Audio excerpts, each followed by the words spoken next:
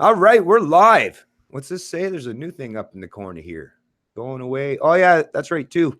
We're going to be losing Hangouts on air and later this year. Yeah, I heard. Yeah, that Yeah. sucks. Hopefully they'll do something that will change things up so we won't Well, lose. they got a new system, don't they? Like they're introducing some new system. So Yeah, as long that's the well, thing. As long as they got something to replace it, that's fine. Because I thoroughly enjoy using live Hangouts.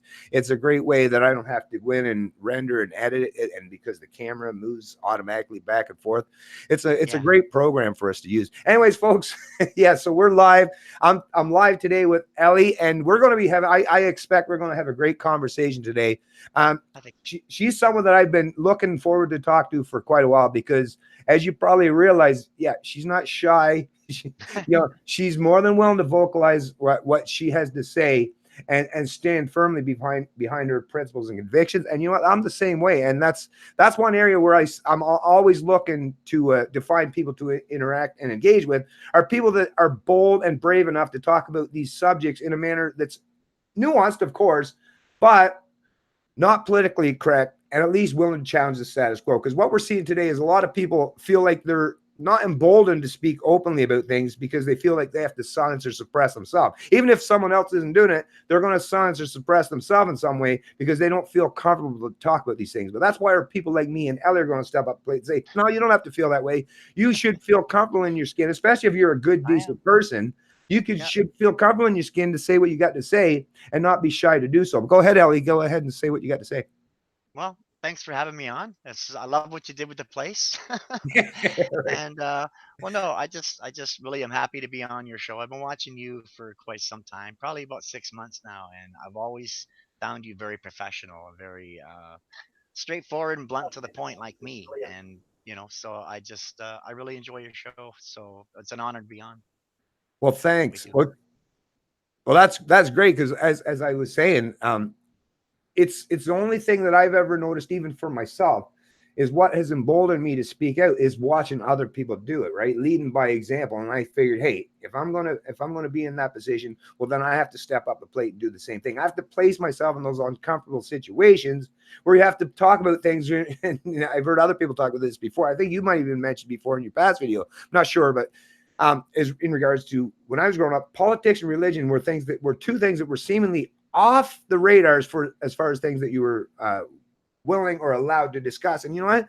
That's a terrible thing to try to prevent people from talking about these difficult subjects, is because then nobody has the ability to actually come to some agreement, because everyone just runs to their political or ideological corners or perspective, and then there's no way to engage or interact as far as dialogue because there has not been any past precedent and where that's happened. That happens in a lot of our family or societal structures where people no longer know how to actually interact and engage and deal with these kind of topics or subjects that has to do with how we're all governed, because they've been taught to kind of avoid having to deal with these difficult subjects. And I get it is difficult, right? When you're trying to talk about things as far as economic or social freedoms, there's a lot of nuance involved. Most people would rather and I just want that 5 second or 10-second soundbite handed to me by someone in some position of authority. That way I don't have to think about it critically. But you know what? That's the wrong way to go about thing. And as we've seen time and time again, and for the last, at least as long as I've been alive, it's been a great detriment and why we are finding ourselves in this current situation that we are, where people are unwilling to even engage in proper dialogue. That's why, like I say, I'm happy to have people like yourself that are willing to engage with conversation with people like myself, so that we can show people by leading by example that you can sit down and have a conversation. And I've even said before, I actually would love, and I put the message out there all the time, I want people that are even my ideological opponents, people that would be collectivists or leftists. I want them to sit down and have a conversation or dialogue with me, because I'm pretty sure at the end of the day, even people that presume that they're opposing me, if we actually have a conversation, most of them will find that no, if all I expect of you is for you to respect my sovereignty and my individuality, and the fact that you don't have the pretense of authority to force me to do what you want me to do. Right? We have some basis and some ground rules we should operate from, which is, as far as the libertarian goes, the non-aggression principle, right? I shouldn't use force, violence, theft, or coercion towards other people. I think most people would agree with that.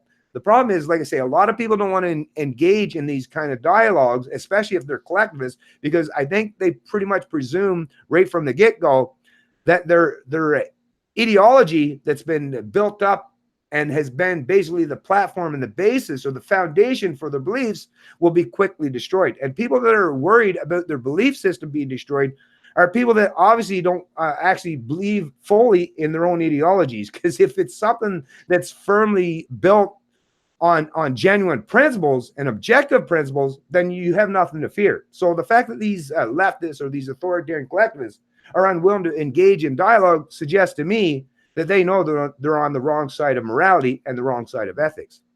Yeah, well, and the whole thing is we're indoctrinated in society to believe this or believe that instead of critically thinking for yourself, each person. And this has been set up this way. But yeah, the only reason the leftists and the SJWs and all these other people don't want to really sit down with us is, you're right, because their ideology doesn't stand up to common sense, facts, and truth, which we have on our side. And common sense is the main factor there, because everything they're doing and saying has nothing to do with common sense, and that's why they will resort to calling names like fascist or racist or whatever names they come out with. It's simply because they're out of they have no fight. They have nothing backing them, right? And so they feel lost, like a fish out of water. They're flopping around, and that's when they lurch out and attack. Yeah, I've said this so many times in the past, but I'm going to repeat it again. I have a tendency to do that from time to time, by the way. But anyways, but it's strange because when I was growing up, and I come from a predominantly very Christian background, and even under that scenario, that setting in my early years, I had people that wanted to teach me the dogma. Now there were some beautiful stories, and to this day, I carry them near and dear to my heart and mind. The beautiful stories espoused, especially in the New Testament. But even as a child, I was always questioning. Right, that's just who I am. I was born that way, I guess. And every time it was the people that were religious in my family say, "Oh no, don't," like when I would say, "Well, wait a minute. Doesn't sound like it's legit that the earth is 6,000 years old, right?" "Oh no, you're not supposed." Anyways, it was like I say, it was mostly people that were predominantly from the religious institutions or from a religious background that seemed to be the ones that were more willing to suppress my ability to question some of that dogma. Fast forward to today, what would that be? 35 or 40 years later, and everything is flipped upside down. Now it's the so-called progressives, those who represent government or the public sector, or those kinds are the ones that are now.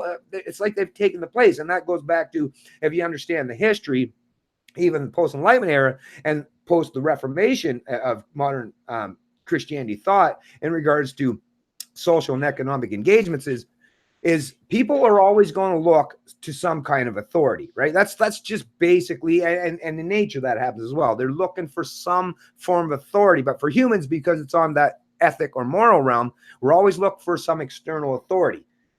What I've realized is if you take that out of the realm of Christianity or a God, it seems that humans are going to replace that with something. And what humans have replaced it today is they still are very much dogmatic in their belief systems, just they've replaced God and they've inserted this thing we call government, right? That's our new moral authority.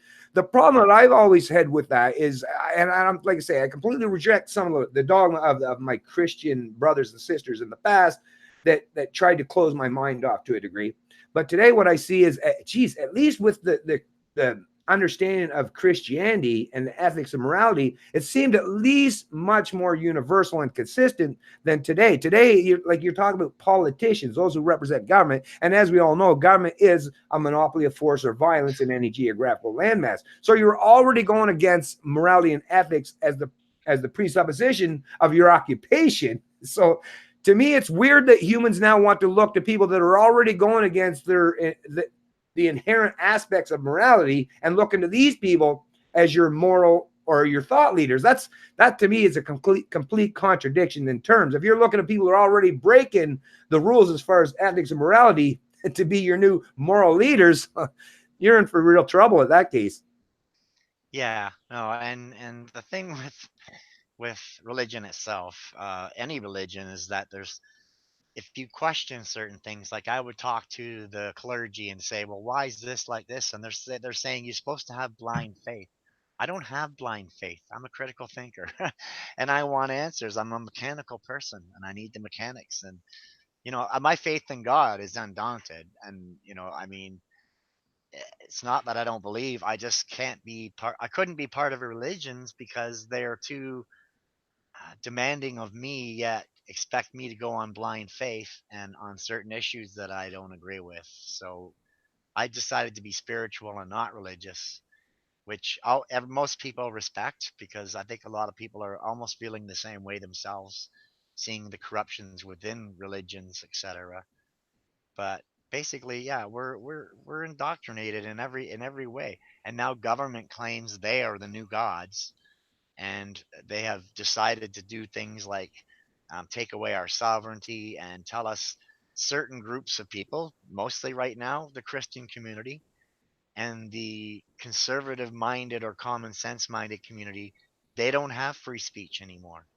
But all these Islamists and the LGBTQ and Antifa and all these people, they have their free speech, and that's kind of the totalitarian thing that I'm fighting on my channel right now. Is we don't need to be told free speech stands for every Canadian. I don't care what religion or color or gender or whatever you are. Don't jump on my free speech, because I'll tell you right now, if mine goes, yours is next, and yours and yours. They won't stop. They're just starting with the biggest communities, like cutting the head off the snake. Okay, Christians, you don't have free speech anymore. That's the head of the snake right there, because our society is Christian based. We grew up in a Christian based society, whether people like to accept that or not. We did. And it has nothing to do with being religious. It was just common sense things. You don't hurt other people, you don't steal from other people, you don't, you live a righteous life, and that's as far as it goes. But and our society wasn't perfect, but it worked. But you look at society now, how is it working with all this inclusion and all this favoritism and all this stuff? People are having special laws made for them. It's very totalitarian, and I can't believe there's not more Canadian YouTubers fighting this aspect, this authoritarian slash totalitarian rule, a dictatorship by a liberal party who's liberally criminally insane. These people shouldn't be running a friggin' hen house, let alone the country of Canada. Yeah, actually, two things I wanted to just say. First of all, I can't stand the fact that people still use that terminology, because now I'm a libertarian, but I would align predominantly with people that actually identify, a lot of them, especially in the social realm, as liberals. Now, today we have to call them classical liberals. This is the crazy, insane part of how we keep manipulating the languages. The people that call themselves or identify as liberals today are not liberals, as far as I'm concerned. I mean, you can call yourself whatever the hell you want, but it has to align with what you stand for. And the people that are identifying as liberals today, predominantly in the political sphere, aren't genuine liberals. They seem to be authoritarian collectivists, like I say. Now, because a liberal, I can talk and deal with a genuine liberal, and chances are we're in agreement for the most part. There might be some economic areas where we may have disagreements. On the social realm, though, that's the thing about a libertarian, is a libertarian looks to maximize economic and social freedoms, right? So this is the thing. Conservatives will say all libertarians, they belong with us. Well, maybe on economic issues, yes, because I believe in fiscal responsibility, being prudent, not being reckless in your spending, not, incurring debts to force successive or the unborn to pay off at some point in time. But on the other flip side of that is on the left side, on the liberal side of that spectrum, when it comes to social freedoms, I'm completely on board as a libertarian with all the expansive freedoms as far as LGBTQ, minority rights, being protected, people in work from being treated like, slaves or chattel. In the social realm, I'm completely on board with giving people their social freedoms. A libertarian is basically about expanding in both areas, which is why I always find it strange when you have a lot of the people today are saying, oh, it's libertarians and conservatives. Well, yes, today, I guess the people that used to identify as liberal seem to be the ones that are further moving that goalpost a little bit so far left that I guess we no longer find any common agreement. But in reality, no, it's not that libertarians and conservatives agree. Once again, you have to break it down into where you're talking about, whether you're talking about in the economic realm or the social realm. A libertarian just wants to expand upon your individual rights and freedom. And at the end of the day, it doesn't matter who you are economically or socially or where you are on that scale. It matters about your individual sovereignty and not having any forced subjugation or slavery imposed upon you, whether it's in the economic realm or, like I say, through the social realm, because that's the other thing. There's many ways humans can interact with each other and enslave each other. Now, economically, that's much easier done through the economic realm, but you can also do it through the social realm. This is what social conservatives used to do in the past, was for people, even someone such as yourself. In the past, you would have been someone that the right wingers, right, predominantly the socially conservatives would have had a taken issue with. The funny thing that I find today is now you're finding even some of those social conservatives, but I think what it ends up being at the end of the day is these people are now feel like they're the outliers, right? They feel like they're outsiders themselves because, like I say, that Overton window has shifted so far that now they feel a sense of obligation almost to align with people that they historically never would have. In the fact that, but you know what, that's a good thing. That shows me that people from both sides of that political spectrum now should start to realize that at the end of the day, the only thing that matters, and this has been understood for a long time. It's a sad reality that we have to reiterate today, but it all comes down to the individual. Just respect the individual. That's it. As long as you respect the individual, then you don't have to worry about minority rights, LGBTQ rights, the rights for the blacks or browns or red or yellow, green, black. None of that matters anything. All you have to do is respect the individual. And once again, I'll offer this caveat for the people, because there's always that one person's like, yeah, but what about the co-joined twins? Listen, I got nothing against co-joined twins. All right. Once again, I'll respect them as well. But no, but there really is, believe it or not, even as much as I try to put forth that it's all about the individual, you will have that odd idiot that'll say, oh, what do you got something with co-joined twins? No, this is not what this is about. Come on. Take a little nuance out of what I'm trying to say here. Stop trying to play these games. But no, at the end of the day, what it comes down to is we have to respect each other's individuality. And if you can do that, well, that's the basis. That doesn't matter if you're talking in a family structure or in a community or in the greater society at large. If you respect people's sovereignty and their individuality, you're like 99% all the way there in both the social and economic realm as far as creating a genuinely free society. Yeah, no, and the whole thing with the liberal thing is the Liberal Party was hijacked in this, I believe, this late '60s when Trudeau took over. Papa Pierre Trudeau, stepdaddy. I mean, um, it radicalized. It was no longer the Liberal Party that the people knew from before, even though it's probably always been corrupted. But now it went radical left. That was the point where I seen it go. Myself, I grew up in a liberal household. I consider myself liberal minded and conservative minded, but I really find myself more common sense minded, more as in a libertarian like yourself, that I don't, believe in infringing on others' rights because I know my rights are just as open to infringement. We want the same for everybody. We want fairness for everybody. And now the left has taken this liberalized party and turned it into almost a communist party where we now have a dictator and we have brown shirts called Antifa. I don't know if you're familiar with Hitler and the brown shirts that he had. Yep. That's Antifa, okay? And they're playing right out of Saul Alinsky's playbook. The liberals and the Democrats from the states, they're all criminally insane leftists, okay? They're not liberals, not true liberals in that sense. My parents were liberals and they would not be okay with this. If they were alive, they would not be okay with the Liberal Party itself. And, like I just think people think if you're conservative minded, you vote for conservatives. And if you're liberal minded, you vote for liberals. And that's not, we can't compartmentalize that way. You can be both minded and still be without any specific party, right? I mean, I'm voting PPC, obviously, but that's not because of any of my thought patterns. It's because I like Max's platform. But a lot of people are saying, "Well, you're transgender, you can't vote." Conservative. I said, "I'm not voting conservative. I'm voting PPC, which is the only real right." And because the PCs and liberals are wings of the same corrupted bird. And but I'm me being trans has nothing to do with how I vote or how I can think.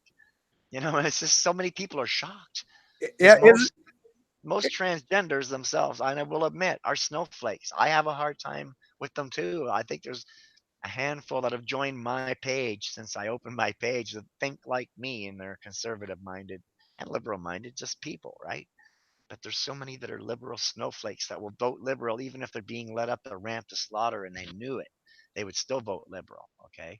And that's that's what the image that everyone has of transgender people. But no, I find more of the that community backing away from the Liberal Party simply because they can see the corruption within.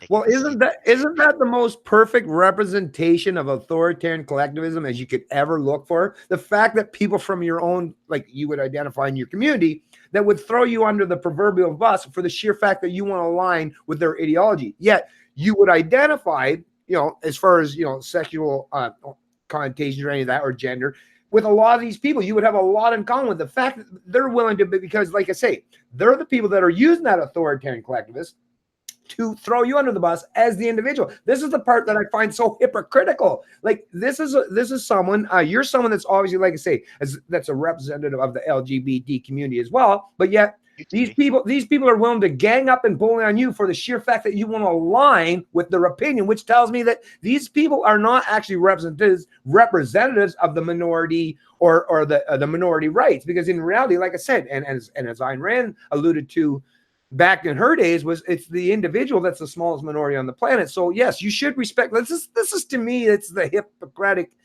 aspect of all these movements as far as collectivism or group identities, is you're leaving out people even with that meet the defined characteristics within your group, and you're throwing them under the bus because they just won't align with everything that you suggest or say, which to me, it's like these are people obviously are looking to seek power, not Mm. to seek protection from authority. That to me, because No, no. if they were seeking protection from authority, they'd be more along with aligning with people like me and you, because we're all Exactly. seeking to be escape top-down tyranny and authority from people that presume that they're our rulers, our rightful rulers, or our owners, basically, right?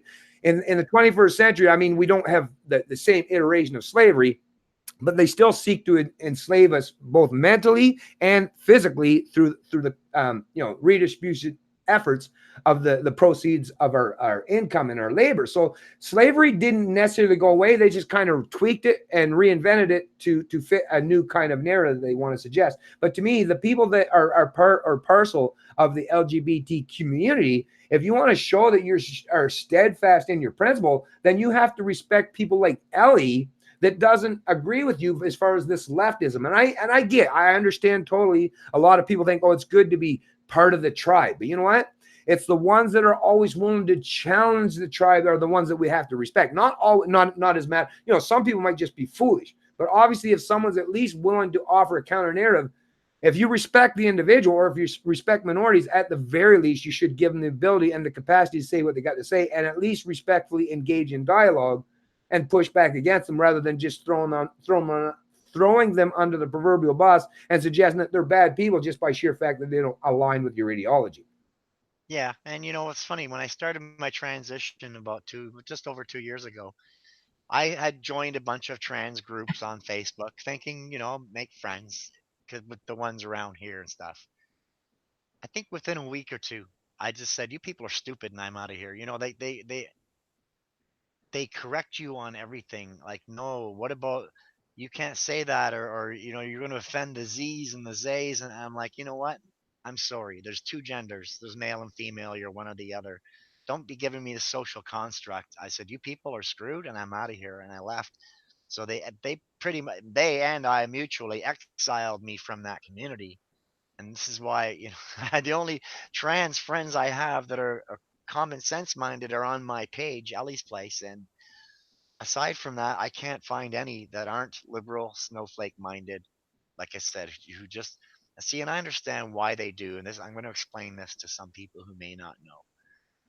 They are so devout liberal because the Liberal Party is the only party who ever gave them anything. And if you remember Harper and a few other PC governments, they totally shut the gays out, right? But the Liberal Party has been the one to come to the rescue and give them this and give them, and Trudeau's given them the whole country. But so that's why they're so devout liberal. And myself, because I'm common sense and I'm a critical thinker, I look for the best possible. And what I'm seeing from the Liberal Party is just radical leftists. It's not even a liberal party. So I don't agree with anything they do or say, and I get jumped on for that, but I don't care. Like I said, I'll always stand my ground. I stand for what I believe in, whether I stand alone or I stand with others. And like I said, I just really find them corrupted, and this is why I've been exposing them. People think I'm just picking on them. I'm not. I was part of the one who fought to get that movement in place and to get acceptance for gay, lesbian, and trans people. And then see, they bitched, and we all bitched about inclusion, being included. Now that we're included, they're taking over. The activists and lobbyists are taking over and excluding people. They're excluding the police from their pride parades. They're excluding anyone who doesn't think like them. They're excluding Christian preachers and stuff who may not agree with them, but have accepted them or tolerated them or whatever language they use. I'm just thinking of David Lynn. But basically, we're all Canadians, and we all live in the same country, and we have to at some point come together and either, you don't have to like everyone, you don't have to hold hands and sing kumbaya, but you want to better your country, and you can't better it when everybody's fighting. And that's what the LGBTQ are doing right now. They're getting everybody fighting, and they're getting everyone afraid to talk. That's killing free speech. Well, that's And that. that's them infringing on our free speech. Yeah, and that is ultimately the corrupting nature of political power. Like you say, a lot of these people that would have been disenfranchised and felt like their inherent individual rights themselves, or even their group rights, as they would suggest, weren't being properly respected. The problem is now that they have gained some position of political power, you see how that corrupting nature of power takes hold. And that's why throughout my life, I've been in scenarios and positions where I could have even under the PBC, I could have chosen to become a candidate and go into politics but I even myself recognize that to keep my feet grounded, I don't want to be placed in any position of political power, to be honest with you. I think that's the only thing that keeps me grounded, because I don't even trust myself inherently with that much power over millions of people. And I think I would be pretty good. I think actually, if I had to make a guess, I think I'd be probably better than 99.9% of all politicians, but I still don't want to place myself in that position, because I think it may destroy who I am and what I want to be as a person. This is the problem with politics, and why the founding fathers of not just the US, but even in Canada, historically understood, let's keep the power of government greatly at bay to only deal with things that we really have to deal with as far as social or economic engagement. Leave the rest of stuff up just to people voluntarily figure out that the best practices, right? Because that's what works best. Not just free markets as far as economics, but the free markets of ideas. Allow people to hammer out these ideas amongst themselves rather than using force or violence, because that'll be the best basis. Just like if you were raising children or you were living in a family structure, is figure out how you can cohabitate, cooperate, and compete with each other, but on a basis that at least is principled in its stance, where everybody's treated equally as far as starting from a particular point. Now, how it ends up subsequent to that, there's not going to be any pretense of equality of outcome, because that can happen, because we're not all equal in every way. But at the very least, we should build a free market type of scenario, both in social and economic realm, so we can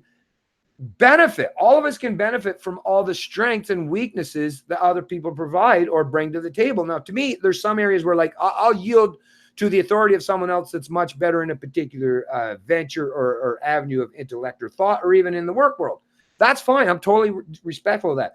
I would never have any pretense that I should have the ability to tell someone how they should, carry through on their business or to raise their children. Hopefully they'll figure that out as best they can, and I'll allow the members of their family or their community to help gear or steer them in or guide them in a proper manner. That's not up to me as someone that's part of government or the political class to tell people how to live. And that's the problem I see with, like I say, you're saying a lot of these LGBT activists today, is now they've got that sniff of power, and now they feel that, well, hey, now we can use that power to impose our will onto other people. That to me, like I said, all they have to do is just think back to when they were the ones being oppressed, right? Just think about when that time was taking place. Oh, I remember it. Right? And that happened. It was a very real thing. So if they would just keep that in the forethought of their mind, and carry through with that, then they'd be more respectful of people like yourself, and not so willing to throw you under the proverbial bus just because you won't align with their ideology or no longer support the party. And I'll agree for sure, for people from minority groups, or in a position of being like from the LGBT. Yes, the liberals were definitely the ones that were leaders as far in the past. It definitely wasn't conservatives, that's for sure. No, But once no. again, that doesn't mean that the liberals, just because someone did something in the past, doesn't mean that that's going to be a reflection or a representation of reality today. Today, we're not seeing that carrying forward. Now we're seeing, once again, we're going back to this oppressor versus oppressed kind of thing, where rather than just respecting each other's individuality or our sovereignty, now it's pitting everyone into these little groups, that identity politics thing.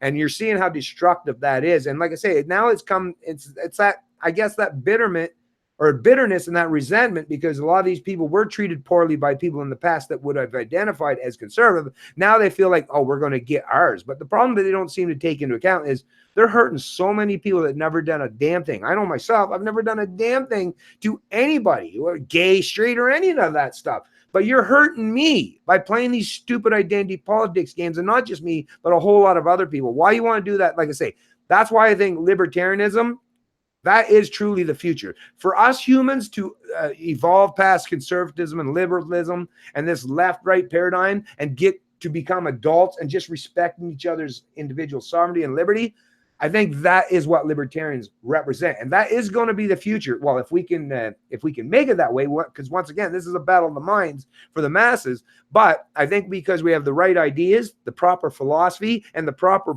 principles that all people should be able to respect and abide by, I think libertarians are truly a representation of how we're going to evolve past this left-right paradigm and get on board with just respecting each other as individuals. Yeah, see, this is the whole thing. They're able to compartmentalize not just the LGBTQ, but the government and other factors, people like George Soros and all that.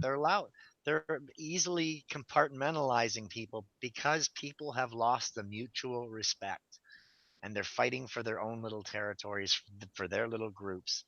We are all Canadians. I don't care if it's a liberal or a conservative or an NDP voter or whatever. I mean, everyone's. Since when did that ever matter? Did you ever pick your friends by which parties they voted for? That's such silliness. People have lost mutual respect.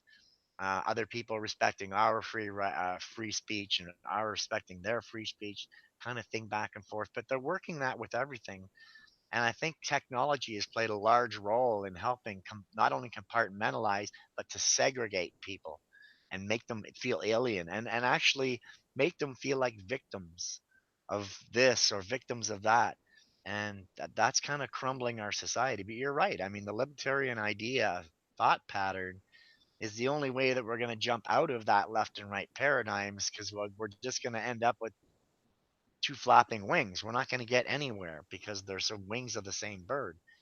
And people got to realize there's other parties like there's PPC, Max Bernier party, who's being totally hidden in the background because they want to keep people in this left-right paradigm. So they're voting liberal or PC, but they're missing out on the real party. That's the PPC, which is very much what I consider a libertarian party in his platform. If you look at his thought patterns, he is very libertarian. So I think people need to just learn to respect each other, or basically show mutual respect. And I think we would start coming together more. I think you would find more Canadians coming together under that guideline than what's going on today. Is everyone segregating and everyone accusing other people of this and causing problems, rioting, that sort of stuff. Um, I'm seeing a whole mayhem of silliness, a bunch of adults acting like 3-year-olds, and it's killing our country. We need to get that libertarian slash common sense mindset in place fast, because people, we're losing this battle to this silliness of purple skies and unicorns, to where we know the sky is blue and we know the wind blows this way and that way, right?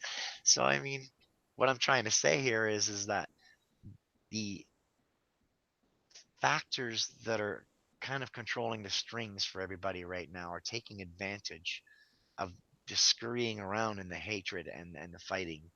and they've designed it this way so that we are easier to rule as fighting parties than we are as one united party. They don't want us to unite. They don't want us to see eye to eye on anything. They want to keep us fighting. And that's Oh yeah. one thing we have to fight.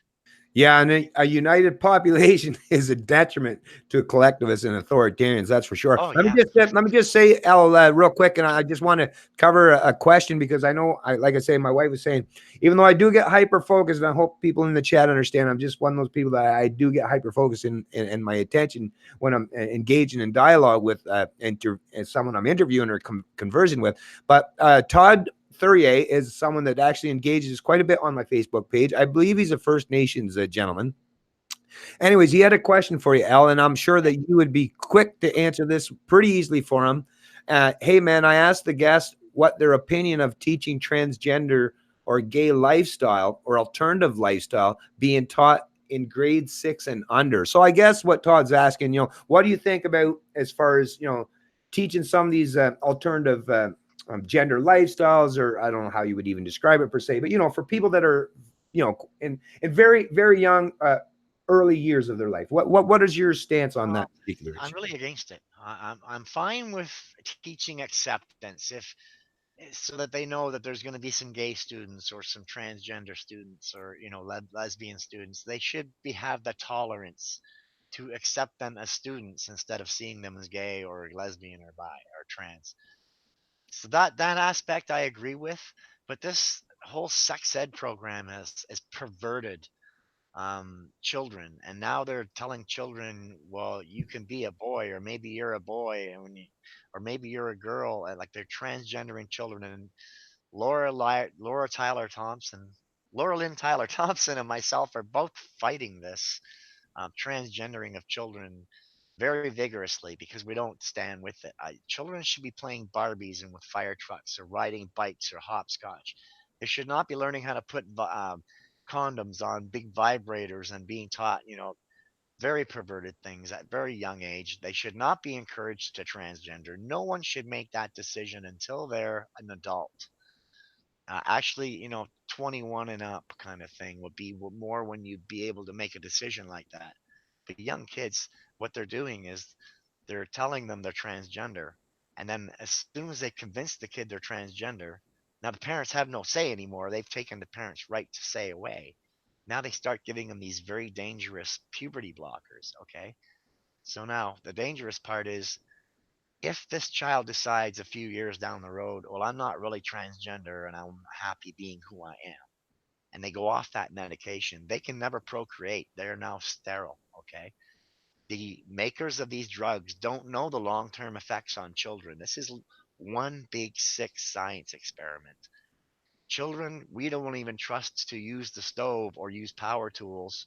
We're giving them the ability to make a serious life changing, life altering decision. And I can guarantee you that it is. They're not ready for that.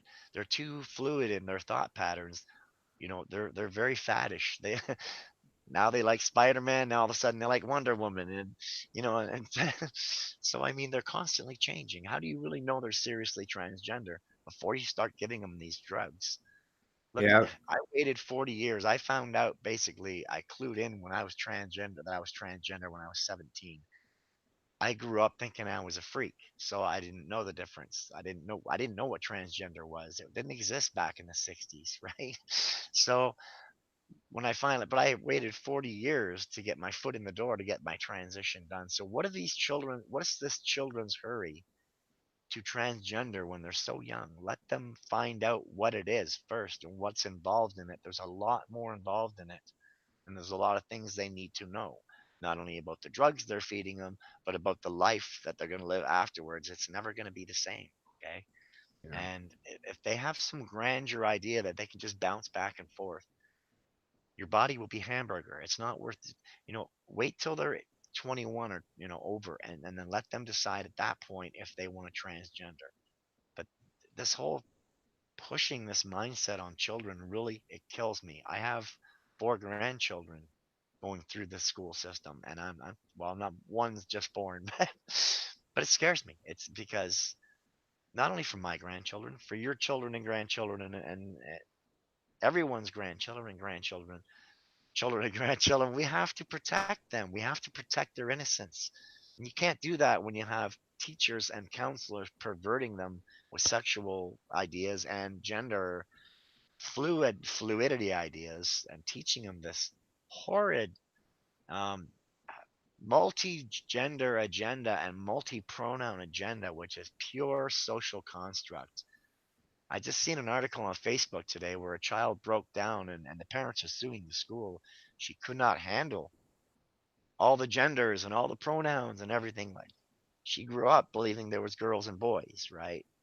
So it's corrupting kids. It's corrupting their minds, and I really think they need to back the hell off on this whole sex ed program. Like, they need to shut it down and revamp it back to time where you learned about what the parts of the body were and stuff. You're not learning how to put, condoms on vibrators. You're not being told to take it up the butt so you don't get pregnant. And kids don't need to know that. That's not.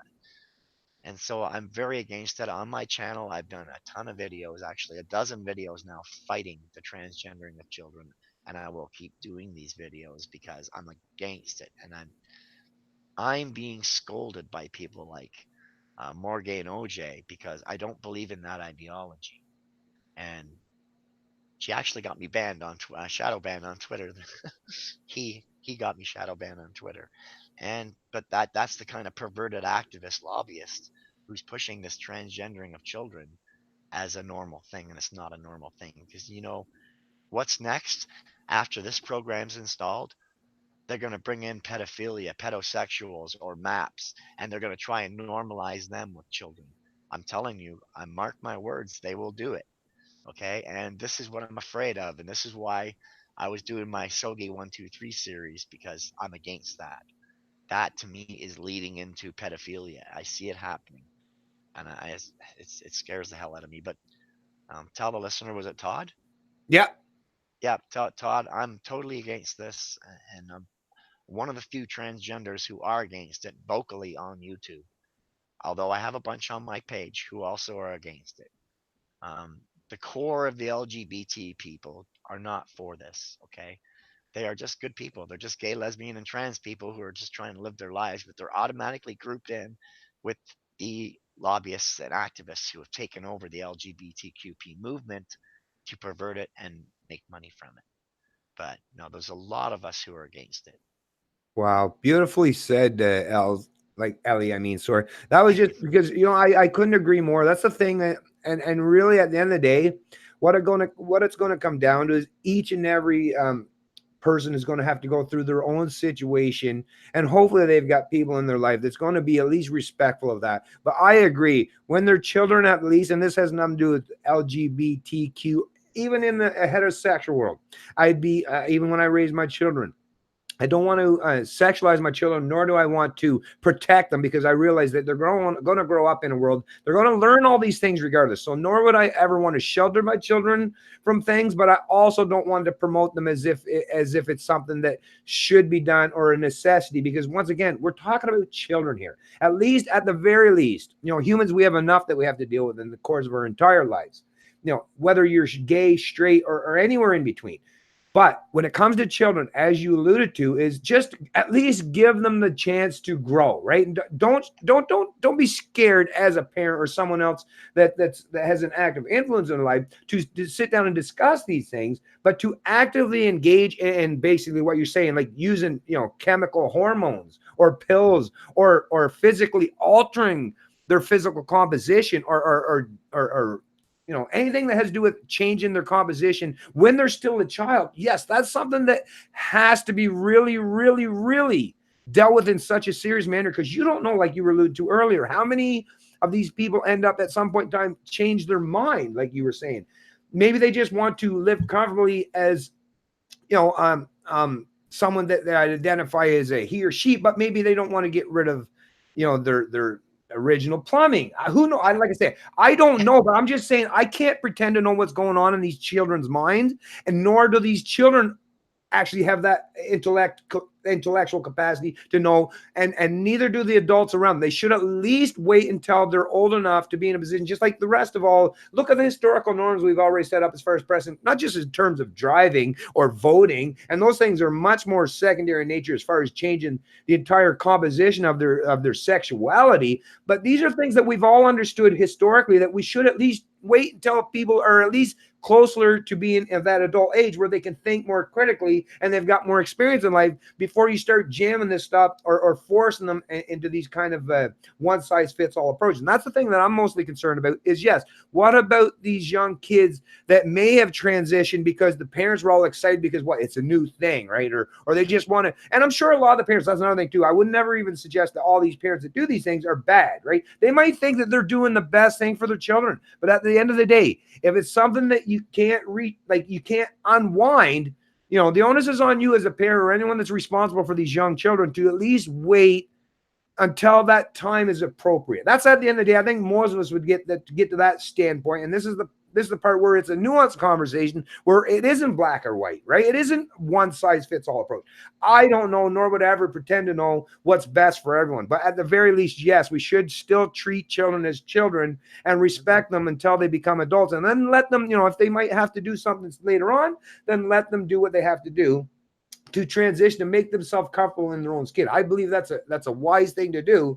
And I'm not even to suggest there aren't scenarios where maybe people that are of a younger year or of a younger age might not be in a position where maybe this kind of thing. And like I say, I know it sounds controversial, but maybe some young children, there might be some extenuating circumstance or outlying scenario where maybe this is something that would be beneficial to them. I don't know. Like I say, I can't pretend to know, but we should never create any kind of scenario where someone from one side of the political spectrum pretends that they know it all and that they have this one size fits all approach that's going to be beneficial to everyone. Like I say, let's treat each and every one of us as individuals, and especially when you're talking about kids, leave the kids alone. Don't protect them because they are going to grow as adults sometime, but at least protect them enough that you're going to at least inform them properly so that they'll make a much more wise decision as they get older.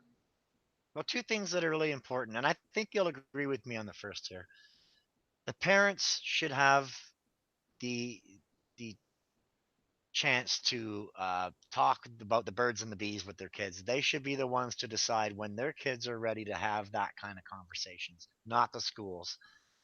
But basically, this whole thing is a big sick science experiment.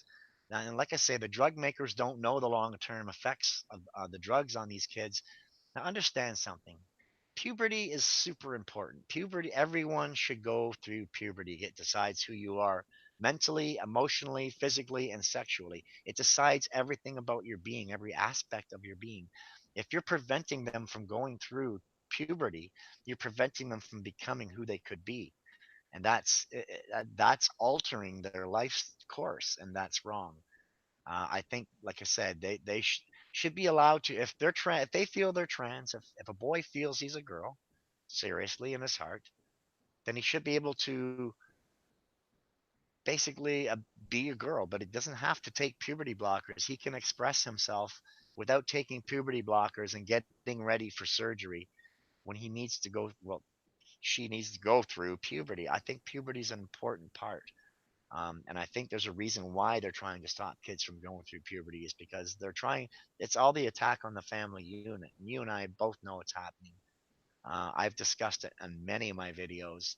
Um, it's but it's something we have to fight. Parents have to, Canada-wide or nationwide, have to stand up and say, "I'm not okay with this.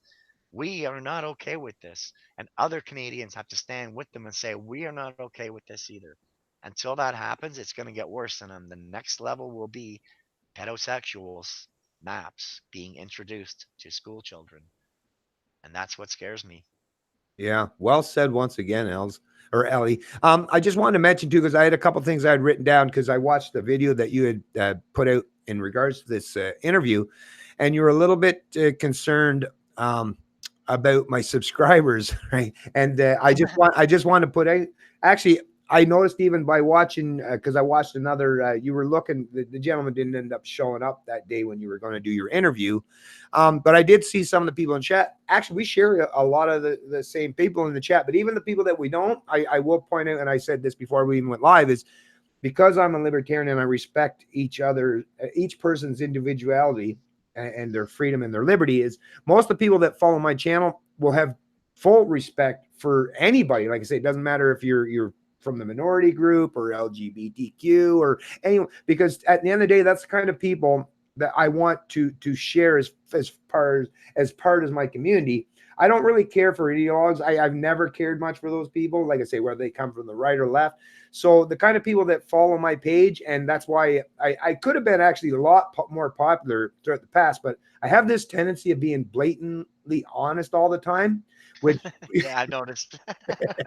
and I realized that if I wanted to play the politics game, or I just, if I was a marketer all about, just getting a large audience, I could have catered to a lot of people. But then I would always recognize that. But then you're just going to keep contradiction constantly, where you're going to lose all your credibility. To me, I'd rather just be me, who I am. I think I'm a decent enough person that you usually can take, even with my rough edges, which I do have.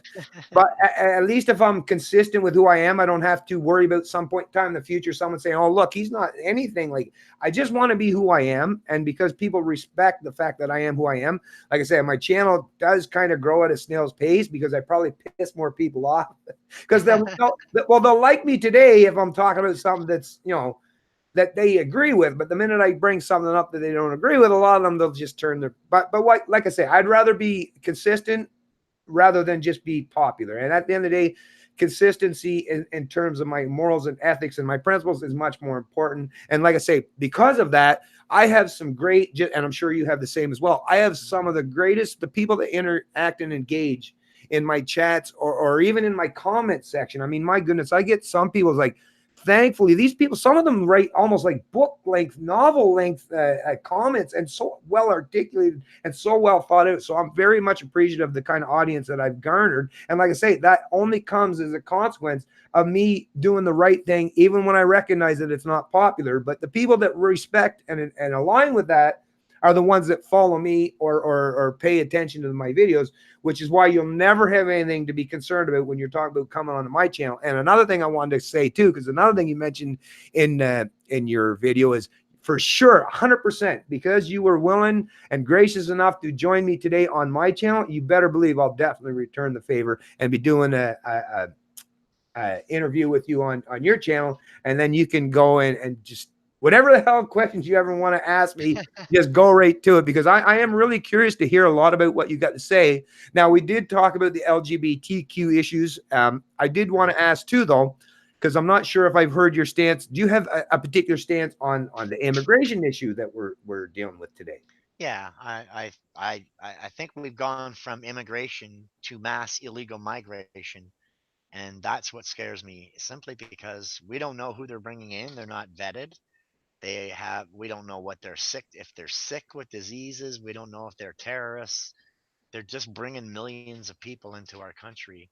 They did not ask us about this. They signed that UN migrant compact with no referendum, no say from the Canadians whatsoever.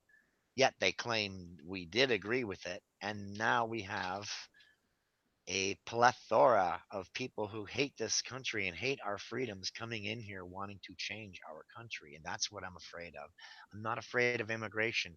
I'm a product of two immigrants. Even though I was born here, I'm a product of two immigrants. If my parents had not come here, I would not be here, period, at all or anywhere. So I'm not against immigration. I want vetted immigrants, and we can only handle so many a year. Most people don't realize our immigration and naturalization services can only handle 50 to 70,000 vetted immigrants a year, and that's pushing it.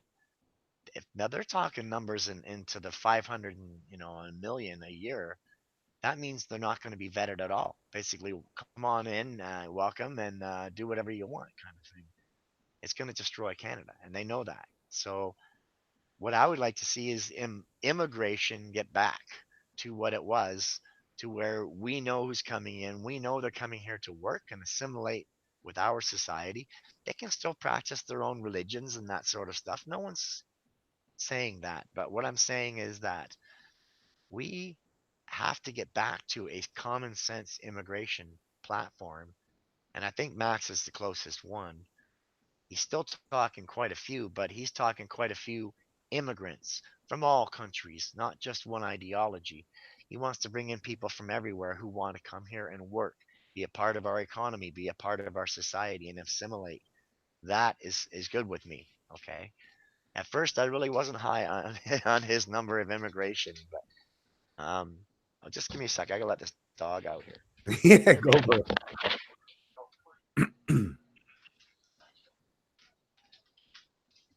Sorry. But Oh no, yeah, that's so good. that's what I'd like to get back to. I'd like to get back to an immigration system, not a mass migration system that's designed to collapse our country. Yeah, well, like when you're talking about immigration, that's the thing. Well, that's the beautiful aspect about the history of our countries, such as Canada, U.S., is they were built on ideas rather than just sheer fact of who you are or the composition or your skin color. So, England obviously is because it was English people, white people. France is considered France because it was the French people. Portugal is Portugal because it was comprised of the Portuguese people, and Italy. But at the end of the day, Western society in North America, predominantly North, like Canada and U.S., was built on the idea. So to me, it shouldn't matter. Of course, I have nothing against immigration. I love the fact that these countries were built and based upon ideas rather than just the sheer fact of your identity group or who you happen to be born under or what particular skin color or composition or makeup of your historical past used to comprise.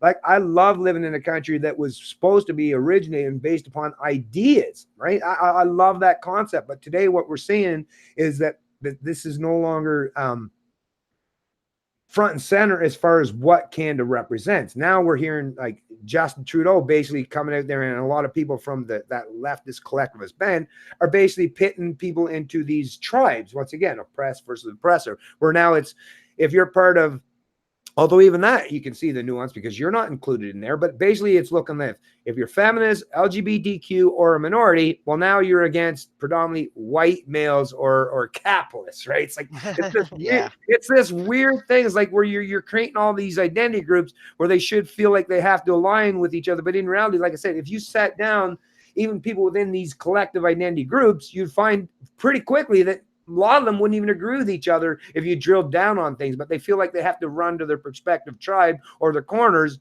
and be dogmatic, which to me is like, we don't have to. That was the beautiful concept of having a country built on ideas, is we don't have to align with each other based on, sexual identity or your race or your background or your religion or any of that. You just have to be based on, like I say, the ideas and the philosophical principles and those ethics that were built up based on Judeo-Christian combined with capitalist values. And those things worked so good. And look how well they worked. I mean, you think about all of our forefathers or foremothers or whoever in the past that came across the pond predominantly, especially those of us that do have that white skin, like my ancestors are Irish and Scottish. And yes, they all immigrated, but they came for the ideas of liberty. They came for the ideas of not being stuck and contained or restrained into just being part of their political identity group. They wanted to experience genuine freedom. That was the whole point. And to me, to see that being upended today and going back to this identity politics, to me, that's regressive. That's why it drives me nuts when I hear these people that are from the left side of the political spectrum still identifying as progressives. What the hell is progressive about going into identity politics or basing people or judging people based on their skin color, their race, or their gender? Like, that's not progressive. That's regressive. Yeah. No, I've and like if proof of that is Michelle Rempel propping up a liberal trans activist lobbyist, shows they're not progressive at all. They are they're liberal. They're just they're libcons. Um, Basically, my idea is no party should be against people. I mean, we like you said, you're a product of Scottish and Irish. You said, Yeah. okay, I'm a product of Scottish and Italian, and we are all anyone who's not native. Their family came here from elsewhere, right? I'm not saying they're not Canadian. I'm consider myself Canadian. I was born here, but the point is, like I said, if my parents hadn't come here from other places, I wouldn't be here. Period. So no, we are all products of different. But the point was, our ancestors came here for a better life. Our ancestors, like you said, came here to experience freedom. We were a multicultural mecca. This country was basically all these different, I won't call races, nationalities and religions and stuff, all kind of cohabitating in the same place, basically peacefully. There was problems along the way. It wasn't perfect, but it worked a lot better than, like you said, now the identity politics and this totalitarian takeover of our country under a dictatorship basically has taken the whole concept of what Canada was, crumpled it up, and like Trudeau claims, we are a post-national state. No, we are not. We are. He's mistaking us nationalists' kindness for weakness. Okay, we have been very quiet up till now. Well, okay, there's a few of us that are speaking out, but I think generally the Canadian population's been quiet far too long and too complacent. I think now they're going to start to blow. I think now Trudeau is going to find out that he is wrong about that statement. We are very, very much um, a multicultural mecca, and we don't want that ruined with an ideology of hate coming in to want to kill everybody who's not like them. And I hope you don't mind me saying that, basically because that's what's happening right now. And they're trying to force the change of what this country was built on, and there's a big clash going on right now. And I think right now nationalists or populists or common sense people are starting to realize, hey, this has gone too far. I've been too complacent and this has gone too far. So we've all been very complacent. I think we need to stand up and rise up and say no more to all of this crap, right? We don't want a dictator. We don't even want a federal government, truthfully. But we kind of had it all, there. So but basically, no, we are under a takeover and we need to stand up. If we don't, we're screwed. We're going to lose this multicultural mecca we call Canada. And it's going to become a corrupt, destroyed corporate mess.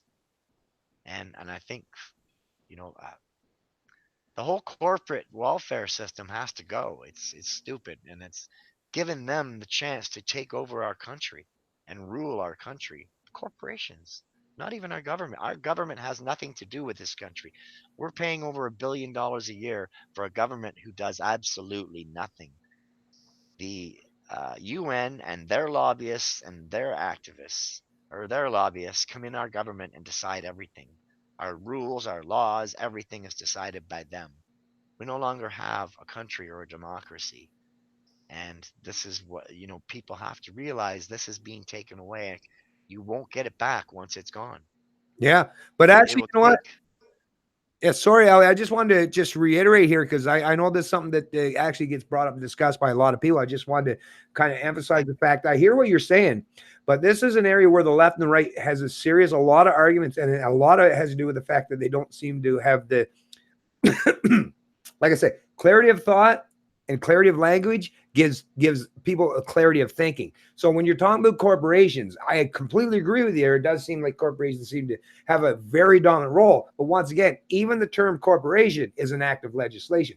That's the point of fascism, right? That's why the fascists were much better than the communists. The communists, the socialists from the Soviet republics or China, what they tried to do, it was a foolish way, right? This collectivist ideology was they're going to put in their strongman or their figureheads that are part of the collectivist regime, right? They're going to place them on the boards or as CEOs or the people that run these businesses, which doesn't work because once again, if you're not someone that's conducive with that particular industry or knows how to be an entrepreneur and build a business, well, it's going to fail pretty quickly. That's why the communists failed real quickly.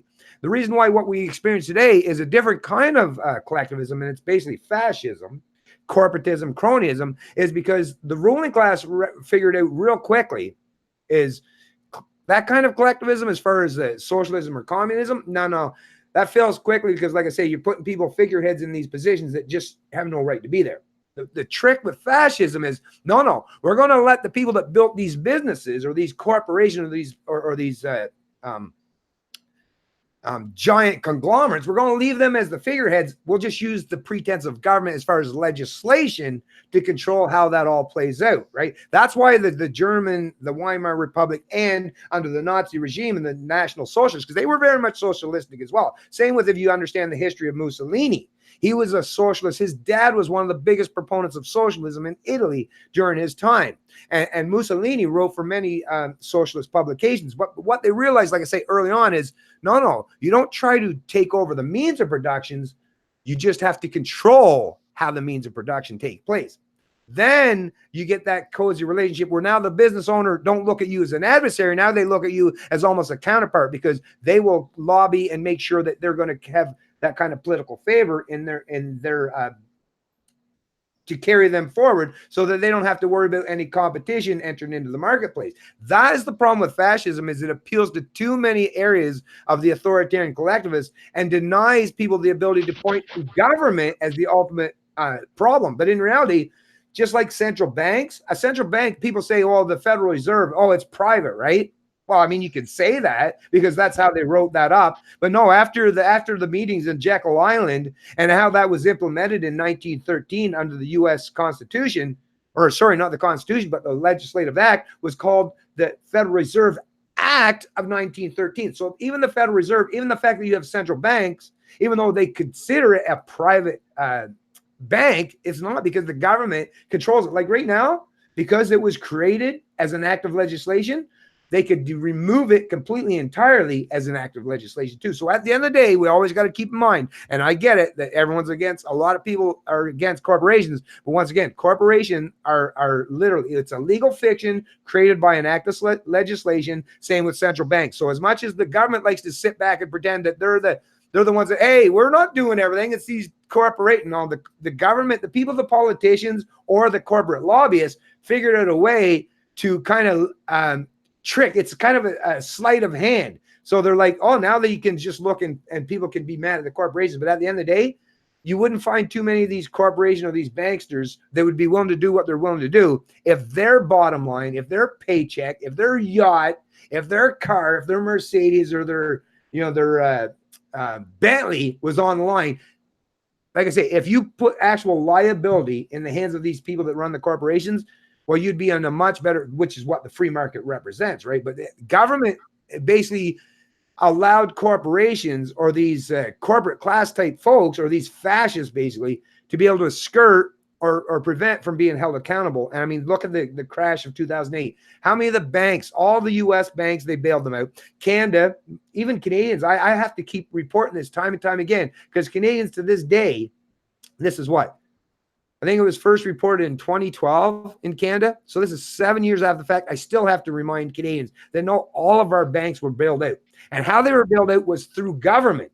Now, it looks like the banks are taking over things, but once again, only government has that ability to force a taxpayer to bail out a corporation. That's the part where I think people from the left and right, we got to get past this whole thing with division and start to realize that at the end of the day, as much as corporations are a problem, corporations are a legal fiction created and invented by government. So at the end of the day, the true culprits are the ones that rule over this country and that actually create the legislation. If we could actually create legislation that actually respects individual rights, freedoms, and liberty, and sovereignty of business owners rather than protecting them, then you'll find businesses will be much more aligned with respecting their customers or their employees, rather than trying to offload these costs through like temporary foreign worker program or mass immigration programs or corporate welfare. Actually, I think a lot of these people that are even from the left side of the political spectrum would be more aligned with libertarians as far as getting rid of corporate cronyism. And like I say, the only way that can happen is remove the ability for legislation to protect these people.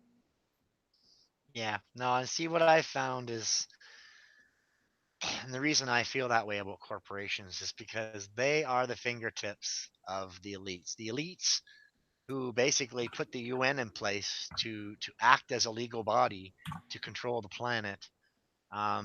Basically, the corporations are owned by the elites. All the central banks are owned by the elites. Basically, they're by the Rothschild family.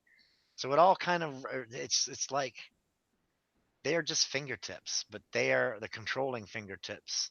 Like you said, their lobbyists decide everything in our government. The central banks control the world because that's part of the Rothschild cabal. He wants control of the world. So yeah, all of our banks had to be bailed out, but basically they're all on the central bank system anyway. We could be on the Bank of Canada, but we're not. Um, Rocco Galati fought for that, and I believe he lost finally, but he wanted to get us back on the Bank of Canada and away from the globalist central banks. But I just see it as these couple of rich old guys controlling the whole planet using the UN and corporations to do it. And just there's so many people blaming, Trudeau, or blaming Trudeau's a puppet. Trudeau's nothing. He's like Howdy Doody dancing on strings. He's just doing what he's told. But the lobbyists are who control everything and who decide everything. So I don't know. I've just they got us kind of scurrying around like little mice, blaming everybody else. But few people are looking at where the real problem is. It's the Bilderbergs. It's the elites, and they need to be taken out. And our government's got to stop going to those events. It's not allowed. It's against our law.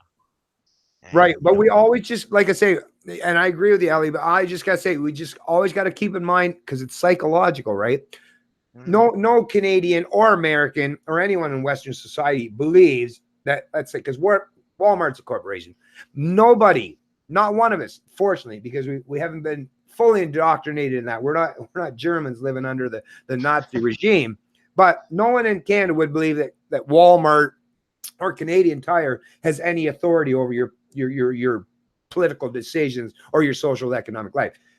The reason why I always keep trying to reiterate the importance of pointing out that it's government that is actually at the core of all of our issues, that, like I say, I'm not giving people that are representatives of these corporations get a jail-free card. But once again, if you ask a Canadian tomorrow, just go out there, stand on the side of the road, do you believe the CEO of Canadian Tire has the authority to, create an army, or to plunder your income, or redistribute your wealth, or to control every social or area of your social economic life?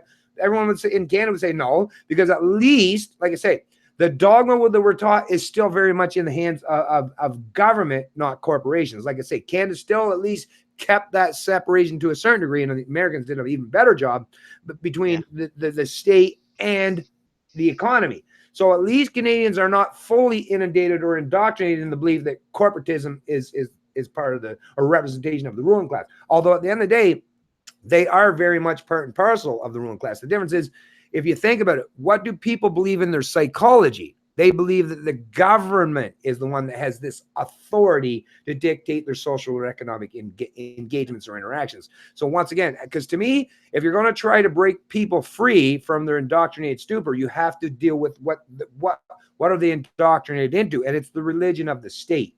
It's the belief in government as the ultimate arbiter, and as far as or manipulator as far as our economic or social interactions or engagements. So as much as, like I say, I totally agree that these corporations, they figured out a way to basically, they are part and parcel of government, but it's by that third party, that natural extension of the arm of the government that has that legal authority. Because, like I say, Canadians don't believe corporations have any authority to them, but they do believe government does. And if the government says that it's okay for Bombardier or GM or these banking institutions to, lobby the government to give them political favor or to bail them out in some way, well, the government is, once again, those politicians are the ones that get to make that ultimate decision. So as much as I'm against corporatism and cronyism and these corporations having all these political powers afforded or affronted to them, once again, we still got to remember that it's those in government that still get to make that final decision. So those are truly the culprits. And in the way, like what I say to my left-leaning counterparts a lot of the time is,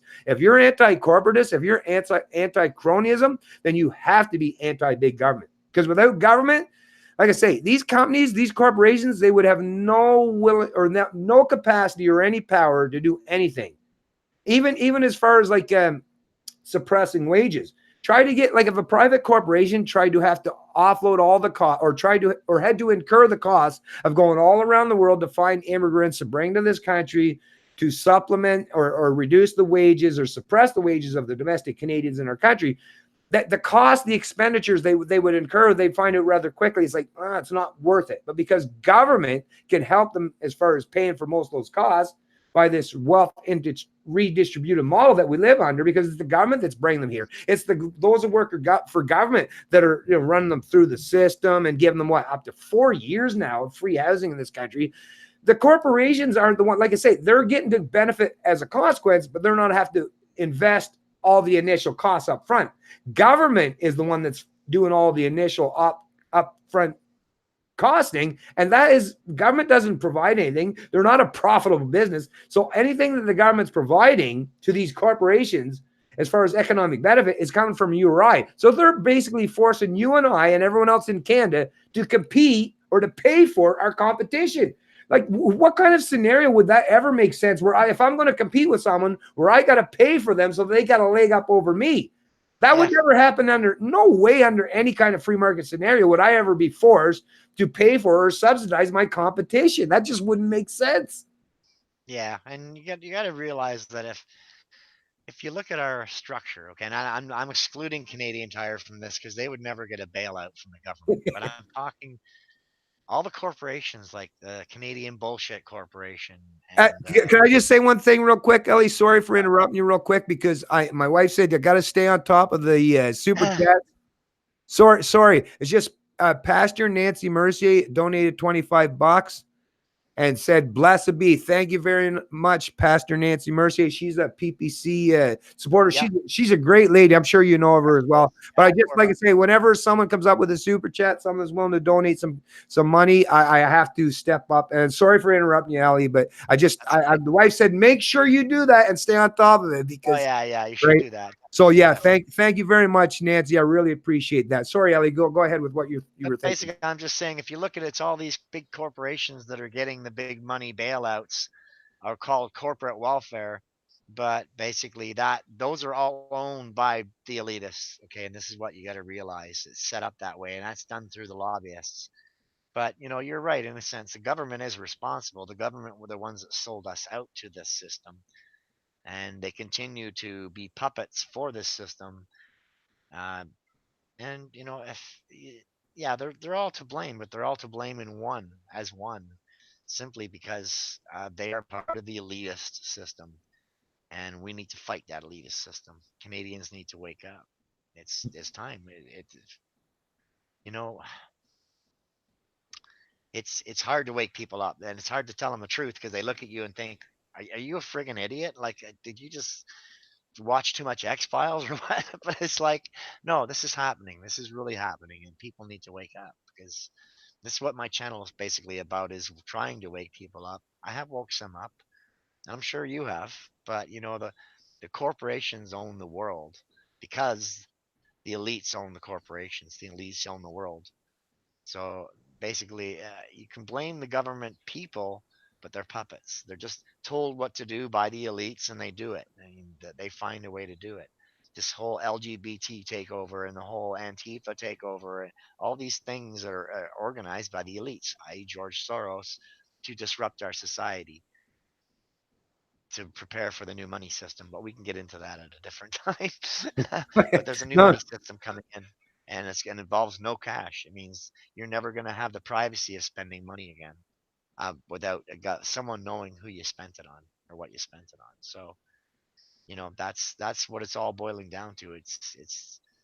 But yeah, our governments are in part responsible, especially for doing things like signing the Migrant Compact and handing our sovereignty away like that without asking us. Well, that's the thing, Ellie. And if you want, maybe we won't necessarily start into it today because it'd probably take a little while. But maybe next time, if we have when we have a chat, and we'll do it on your channel, we can start even just going through line by line. And matter of fact, between now and then, if you want, take the time out and sit of every corporation and anything they've done, and I'll agree that there's all kinds of things that have done, But I guarantee you'll find it. Matter of fact, if you do it, you'll be able to find out yourself, and you'll be like, shit, I won't even have to have this conversation because I've figured it out for myself. But government's the only thing that allowed it to happen. That's Yep. that's the thing. Without government, like I say, no corporation. Fortunately, like I say, the Canadian mindset or the American mindset or even the English mindset, we still haven't been indoctrinated in the belief of corporatism as of yet. Right now, looks like some of these social media platforms are trying to go that way, where they're now even superior to governments. But once again, we're not there yet. So far, No. everything that these corporations are doing only happens as a consequence, even when they're sitting around those G20 meetings and these elitists over there or in the Davos, right?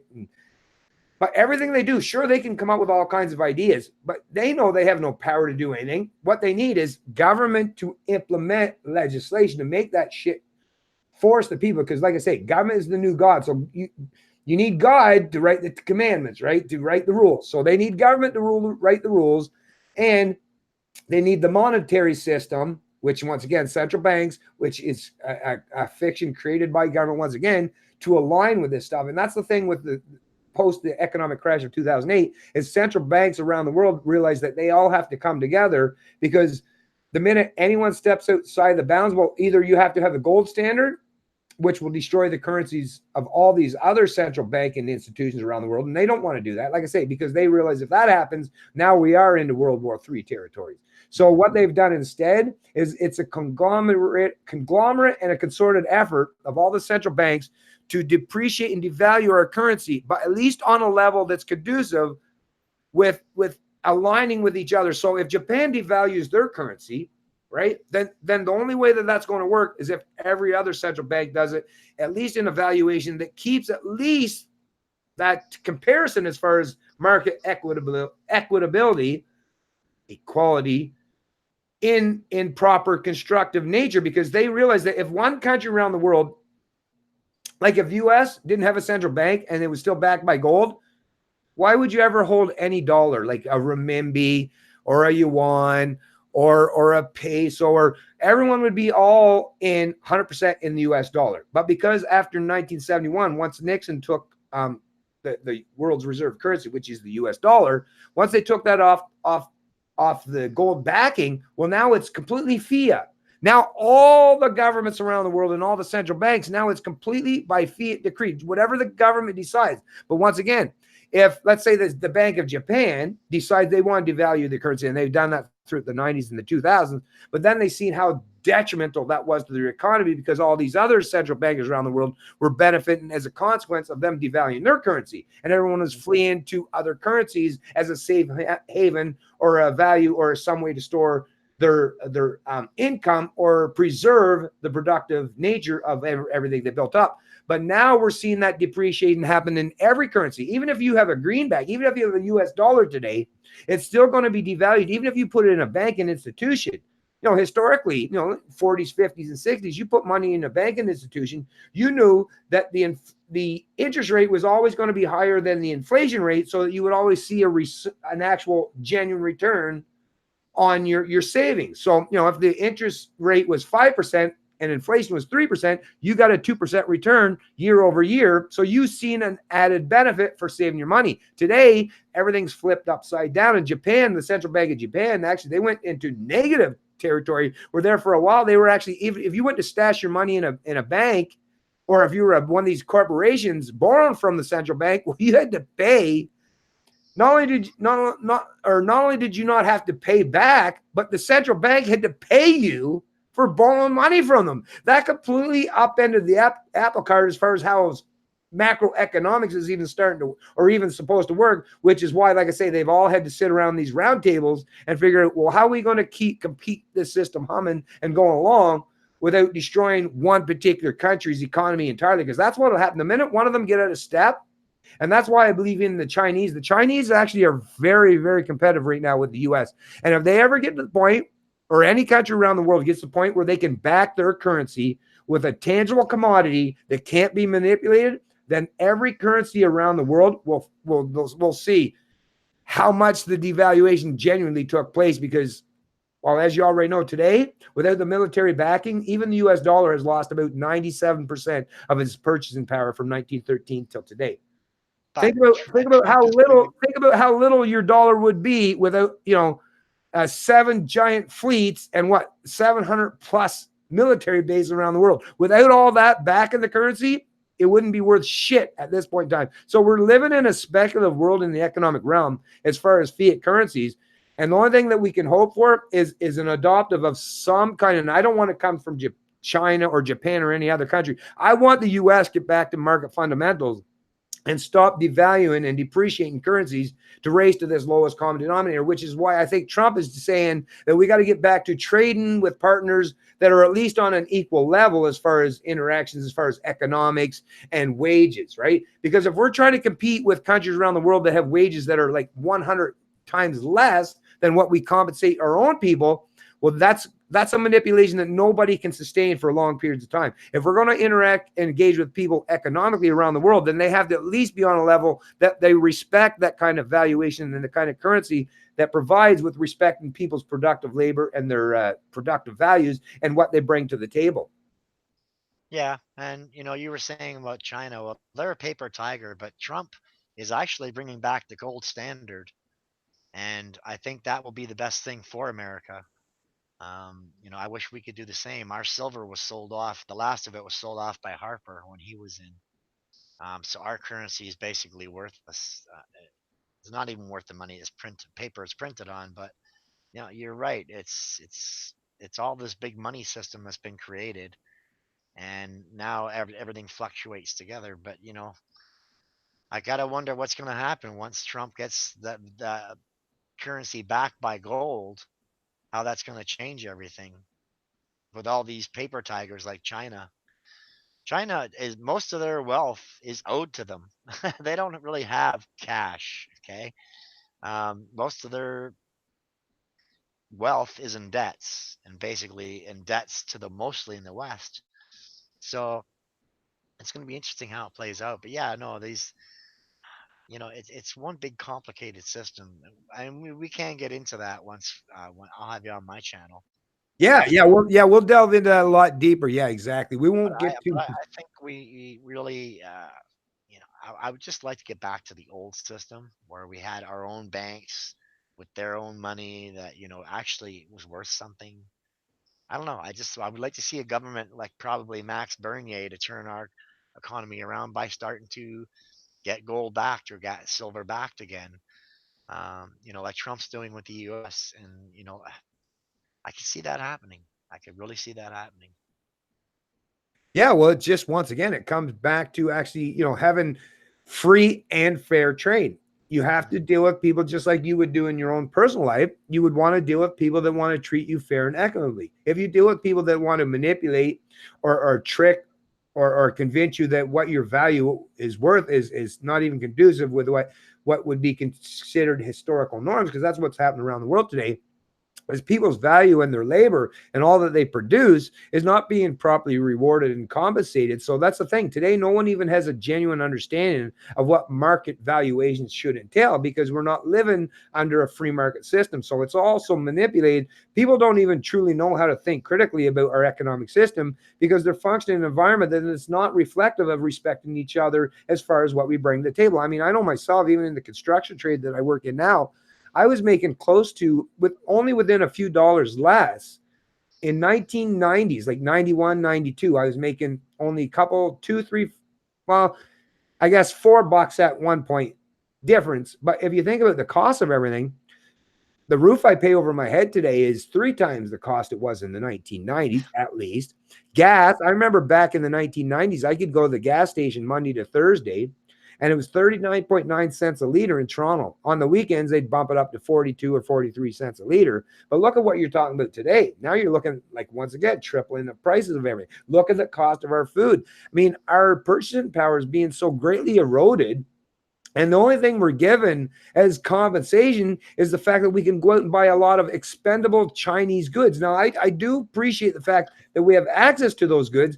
But once again, most of those things you're buying at your Dollarama or all these, it's not the things where the largest expenditures go into. It's your house. It's the fuel in your car, right? Those are the core CPI values that have been stripped from our GDP rates, or the measure of our inflation rates, that actually do have the profound effect on you, right?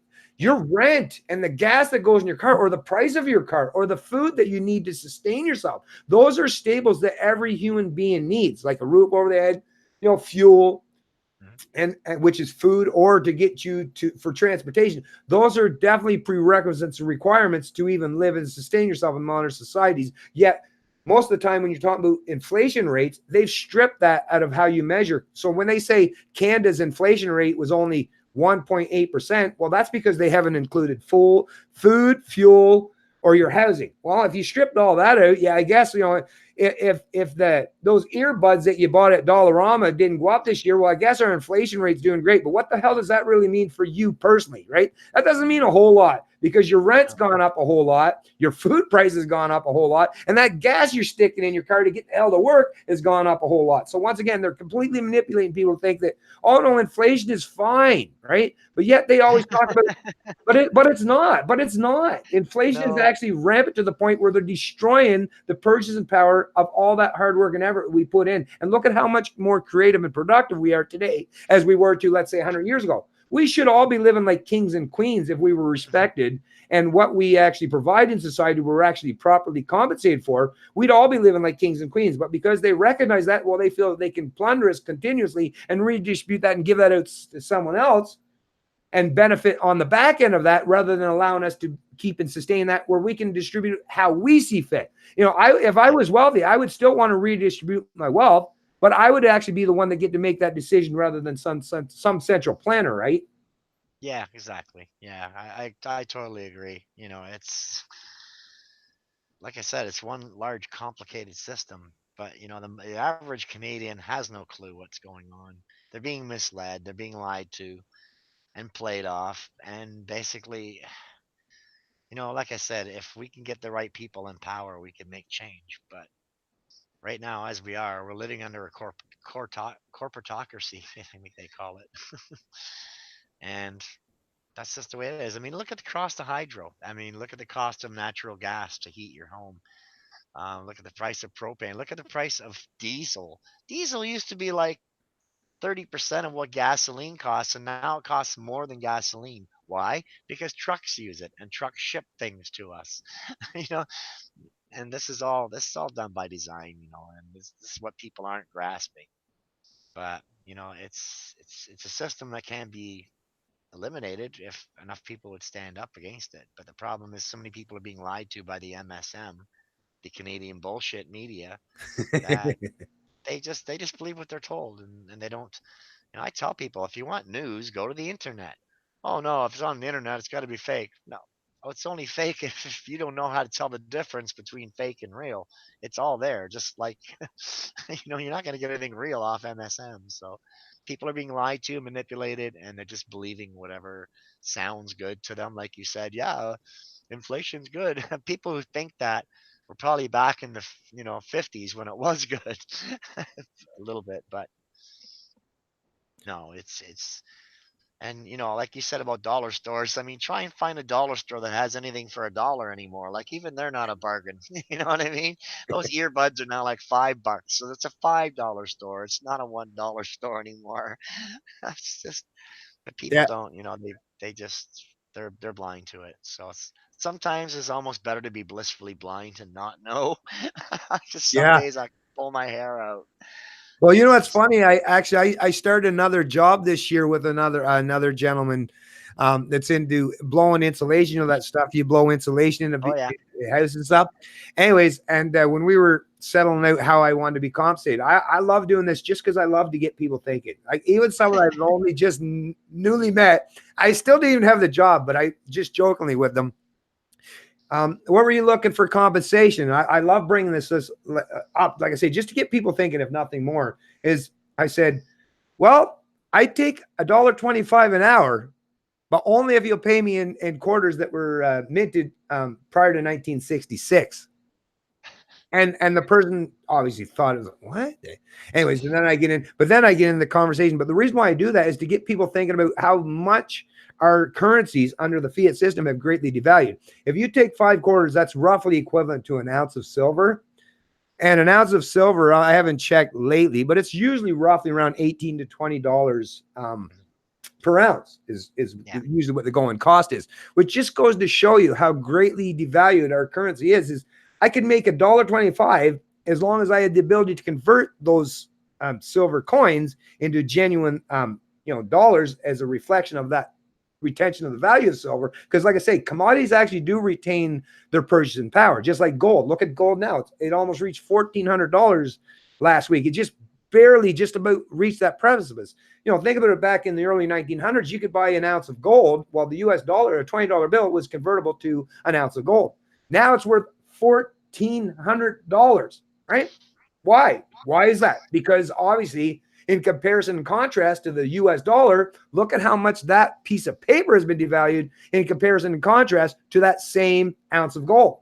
The ounce of gold hasn't changed. The only thing that has changed is like that government fiat currency that has been greatly devalued because of all this central planning, central banks, and monetary stimulus, where they keep trying to prop up the economy. And every time they see the GDP start to go down, that's the thing with the boomers going into retirement in large cohorts, actually GDP going down should be normal, right? If you have a substantial, but you know what, that's good, because actually if the GDP is shrinking, some people think that's bad, but no, that means that now the younger generations can compete for higher salaries, which higher salaries will bring that GDP up. But rather than central bankers or the government allowing genuine wages or market fundamentals to supplement that increase in GDP, now they're saying, oh, well, we can increase GDP by what? Bringing in more and more people. Let's supplement it. Rather than each person retaining more purchasing power per person, no, we'll make an increase in GDP by bringing in, what, millions of people? Well, that's a terrible way, because I think each person that comes into Canada would be much better off if their purchasing power of their dollar retained the value rather than spread that value out to millions of people, right? Yeah. Yeah. No, the whole system's screwed. I'm. Hey, Gato, what's up, buddy? Sorry, I just Oh, friends that's stepped okay. in the chat there. But Yeah. anyway, No, this was, sorry, go ahead, dig in. well, no, I was just saying that this whole system's been set up this way on purpose, but we are trained to think certain things are bad, like you said about GDP and stuff. But certain things are actually good, and so people need to realize that just because they're being told it's bad, it doesn't mean it's so, right? And the fiat currency, they're just sitting there printing off money that has nothing to back it.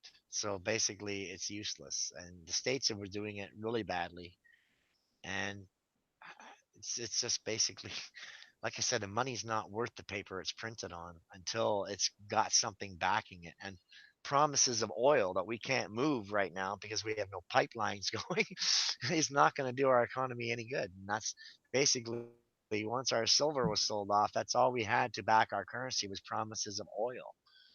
The whole world has oil. There's oil everywhere, right? So I mean, it's a useless product. It's just, but the rich are getting richer, the poor are getting poorer, and people have to work 2 and 3 times harder just to get by, and they're still not seeing why. And that's the scary part about it. I think that falls under complacency, not looking into why. And I just wish more people would. Um, but no, I'm totally I get head spins when I start thinking about what they want to do with us and money, and I don't know. It's just it's all too totalitarian for me to really want to accept. And so this is why I keep telling people I want them to stand up and fight. I want them to stand up and say no. And they don't get it because, like I said, CBC is telling them that this is good and this is good and this is bad and this is bad. So they just believe it. And you can't beat major corporations who are telling mass amounts of people at one time that the truth is a lie and the lie is a truth, right? Yeah.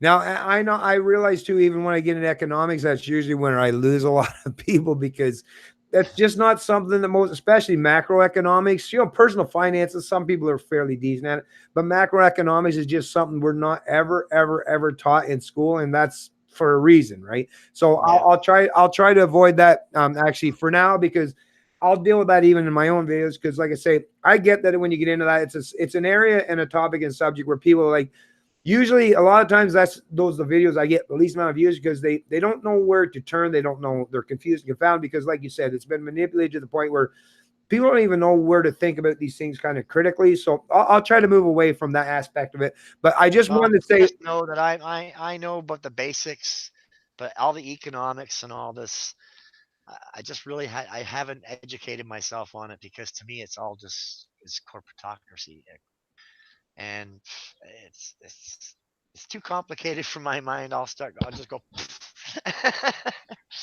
But no, I understand the basics of what's going on and who's in charge, but how they work it, it's just it's very, very complicated, like I said. And your average person, like you said, won't bother with the video because they won't have a clue what you're talking about. And to try and explain it to them in a layman way is not easy either, right? Because nothing's layman about money. exactly. Well, money, that's the thing. And I hear people say like money is the root of all evil and stuff. And it's obviously you're listening to people from a perspective that obviously weren't very economically successful, and there's nothing actually wrong with that. But money in its proper inception and what it's supposed to mean has three particular aspects, which is it's a measure of value, it's a retention of value, and a means to exchange value. That's all money is supposed to represent. Now, because of central bankers, central planning, and this kind of forced subjugation and collectivism, they've manipulated money to the point where, yes, it is. A lot of people look at it as like they say, the root of all evil. But once again, money. Like if I went like Ellie, if I went to build you a deck on your backyard, you would be paying me in money. And Yeah. the way that would work is because you would be compensating me for my work, right? So money is not inherently evil. Money, once again, is just in its proper inception is just an exchange of value. So rather than back in the old days with barter systems, right? If you had an apple orchard, I don't want your 2 bushel of apples, right? Yeah. I got I got a neighbor down the street that grows apples too, so I don't need your apple. I just need you to compensate me in some way for the work and the effort that I provided in building that deck. So that's what money properly is supposed to be. Now, if I don't want to spend all that money today, just like if you were paying with apples, well, if you were paying with them apples, I'm going to have to eat those apples before they start going sour, right? Otherwise, I'm just going to end up with what? Applesauce? So Apple right, cider. right, apple cider, right? So no, Yeah. money properly, once again, and the reason why gold and silver were so important was because it's not just a measure of value, but you can retain that value. You can keep that gold and silver forever and ever and ever and use it today, next week, next month, next year. And if other people recognize that value, then you can exchange that silver or gold for someone else for monetary compensation for their efforts or for what they provide for you. So really, money is not evil, right? Well, no, Modern, the way governments have manipulated currencies, now that's evil. That is inherently evil. But money, the fact that we value each other's productive labors or our intellect and what they provide, that's not evil. That's why it bothers me when I hear people that are socialists saying, oh, money is the heart, or even some religious people I've heard say, money is the root of all evil. Well, no, I'm very much appreciative that people respect the value that I bring, right? Yeah, no, I used to say the same thing, and that's because that was passed down to me by my parents. Money is not the root of all evil. The root of all evil is greed. Mm. Now, greed can cause some people to steal, step on people, to kill people for money. That's a whole different story. But your average person, like you said, working wants to be paid in money so that they can spend it later instead of having to eat a whole bunch of apples at one time, or you know. So I totally agree with you. It's money is not the root of all evil. It's greed that's the root of all evil. And that could be greed for land, it could be greed for, power or money or whatever. A greed comes in many forms, right? Yeah, I agree, Ali. So yeah, that I really like that to me at the end of the day is really what it comes down to. And that's why I love having conversations like this with so many people, is because we can help each other in so many ways and start to think about things in different manners that makes people think, oh, okay, maybe some of that stuff. I know people have done that for me. And I've said this in past videos. I've had my senses shocked so many times that it doesn't even bother or faze me anymore, because like you and like a lot of us out there and a lot of people in the chat today, I've been told a lot of shit that just didn't make any sense, but because people that were supposed to be my authority told me that when I was growing up, it's like, well, shit, they must know what they're talking about, right? I mean, Yeah. come on, these are people that are supposed to be in positions of authority, so I should yield to their authority. But then once again, as an adult, I realized and started thinking with these critically, it's like, wait a minute, that doesn't make sense. So that's all I have to offer. I'm glad that you offer the same thing, is just get people thinking about it. You don't even have to agree with me. You don't have to agree with Ellie. Just start thinking about these things rather than just going along with someone jammed in your head with a 10-second or a 30-second soundbite. Just think about these issues just for a little bit, and you'll start to actually realize that a lot of the stuff that you've been told doesn't actually make sense if you think about them critically. But like I say, the thing I'm so appreciative today is I can sit down and have a conversation with someone like yourself, talk about these things, and have a whole lot of people in the chat that are listening as well. And now, like I say, even in a classroom setting, we would never have the ability or the capacity to educate and inform as many people as we have today. And once again, I can just do this once. And even if there's only, let's say, a few hundred people watching this video today, it's going to be there. And just like your videos, it's going to be out there for anyone tomorrow, next week, next month.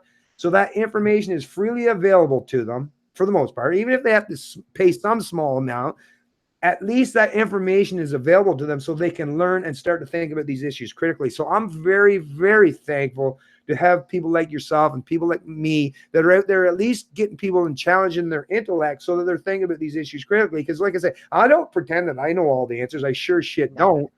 But I do at least want people to start thinking about things and just stop going along with dogma that's been jammed in your head. Just start thinking about these things a little bit critically. And I guarantee if you do that just a little bit, it'll be not just beneficial for you, but it'll be beneficial to society at large, because we're all going to learn and develop and grow from each other in best practices and how we interact and engage with each other on the social and economic realm. Yeah, no, and like people need to learn to research things. If they don't understand something, research it. If it's important enough for people to be on YouTube or whatever talking about, and research it if you have a doubt. I mean, it's not like we know everything. We don't know everything. We're learning like everybody else. You learn something new every day, they say. So, but no, people should research things, or ask people things. Don't just believe the narrative of what you're told, and like you say, the dogma, right? It's no, you have to research things, and that's the only way you really ever know. And it gets the critical thinking going. It gets, like you said, hey, that doesn't make sense. So I mean, those kind of things come from research, and that's what people need to learn to do more of. Just like stop relying on this and relying on that, and learn how to do for yourself, because there's going to come a time where you're going to have to. And it's just people are getting really lazy, and it's sad, because we have such a great country with so much to offer, and people are just kind of, I don't know. I guess they're being complacent, and they shouldn't be. They didn't used to be, and it's only hurting them if they don't understand the important things. But we should start saying hello to some of these people. I see Yeah, Kelly. yeah, I was just going to say, it's funny. You were just saying the same thing. I was just going to say, Kelly Day's in because you did Yeah, a chat with Kelly. I was watching that in your video. You mentioned you had your, I think it was your first conversation was with Kelly, and my Kelly Day's first in the live stream. chat. Yeah, yeah. Nice, She nice. she and I did a good live stream that night. The sad part was the lighting sucked, because I'd spent like almost 2+ hours doing my makeup and nobody could see it. So, but yeah, we did a good live stream for sure, and she's been a large asset to me, um, as a friend, and as a YouTuber creator cohort. We share ideas back and forth and stuff. So yeah, she's a really amazing person. But I just want to say hi to everyone. Davina, I see you in there. I seen Kel in there. Kel Fritzy, Terry, Trish, Mike Miller. There's some new names I don't recognize. Those must be some of your regular subscribers. Coach T Mac. I'm trying to get everybody here. Steve LaCroix. Sorry if I just said that wrong. Stan. Who else do we got? Same people here. Do you know? So did you already mention Trish Farron? Trish Okay, Farrell, yeah, cool. Yeah, yeah. right on. She's Yeah, she's been quite active in the chat. I've been watching. Oh, I see Faye Knox is in there too. Did you? Yes, Faye, Faye. yeah. Yep, Hello, right on. Faye. And Awesome. who else here? Because I had a bunch of people said they were going to try and make it. Cliff, how you doing, Cliff? Let's see here. Van R. Um, wow, this conversation goes quite back. Yeah, it does. Yeah. We've been gabbing on for a while, so man, they've been kind of doing their own gabbing on the side. It looks like. Well, I'll just say, oh, Kelly Day just said, Elle, thank you. It's an honor to get to know you. Oh, same thing, Kelly. You know, you're awesome, and I try and I'm not be like you, but I try to model my channel after the way you do yours. I just swear more than you do, but you've really been an inspiration to me on how I want to present myself. And people like you and Iman and all amazing Polly. There's a whole bunch of people that I've really admire because you're such great YouTube creators. And Kelly, you've got a shitload of talent. You shouldn't even still be on YouTube. You should be in the big house. But I wanted to congratulate you on your PPC run, and I'm proud of you. I think you're doing an awesome job. And to everyone else that I didn't get to see, um, where am I? Here we go. Hello everybody. I've been kind of looking as we've been going along here, but I see a lot of the same names. So Yeah, I just wanted to say, like I say, if at the end of the day, if nothing that we do actually changes and affects society at large, to the place where we're actually fully respecting each other's sovereignty and individuality and our liberty, at the very least, like I've been saying for so long, one thing I can say, and I'll be able to take this with me to the grave, is I have met some of the most amazing Canadians, and you're included, Elle and Kelly, and so many other people in the chat, and people that I've had interviews in the past. I'm just always filled every day, which is why I still remain hopeful. There are days, and I'm sure we all get them, where it's just it's like yeah, nothing's gonna get better, nothing's gonna. But then there was most of the days are I just think there's so many great Canadians and creating YouTube channels. And like you, I was very uncomfortable starting doing this stuff. And I'm sure a lot of us were like, I don't want to, this is not me. I was never this kind of guy. I used to, believe it or not, I used to be shy. Even if someone took a picture of me, I was like, don't take a picture of me, for crying out loud. But I was like, I realized that it's just so important. It's just, and the fact that we live in, like I say, the age of information, if I'm not taking advantage of the fact that I at least have the capacity to speak out about this stuff and help spread the kind of message that I think is so important. If I don't at least take advantage of that, and I think that's what you and Kelly and Mark and all of us out here that's doing this stuff, the reason why we're doing is like, if I don't take advantage of this ability to do so, I don't think I'd be able to live with myself later on in life if I didn't take the opportunity to do what's right when it's so vitally important to do so. exactly. And like you said, we have a large circuit of the Canadian YouTubers, and a lot of them are doing amazing content and have a lot of followers, because they're good. Because, but like you, when I first started, I was total introvert. I didn't talk to anybody, and so I was like a fish flopping around out of water for a little while until I kind of, I found my way, kind of thing. But it was my subscribers, and I always say this, and I know they probably think I think it's a catchphrase, but it's not. I have the best subscribers on YouTube because they have really helped shape me and let me know what they want me to do, what kind of content they would like and stuff. And they're always dropping me links and giving, and informing me if I'm wrong or whatever. And you know, I I encourage that because I'm not always right. We're only as good as the information we can find. But I love my subscribers. I think they are amazing. Yeah, my channel's slowly growing, but I have a lot more subscribers than I thought I would have had after just over a year. So I'm ecstatic that I have as many as I do, and as many good ones. If you look at my comment threads, there's always a lot of interaction with my subscribers, and that is done on purpose because I want them to know that their opinions count, and if they were nice enough to leave a comment, I will answer it. So that we have a very close bond in that regard. but they really helped shape my channel. And people like Kelly and and other people who come into my channel as well, and they have helped shape how I would like to present myself. I'm still want to be me. I always want to be me.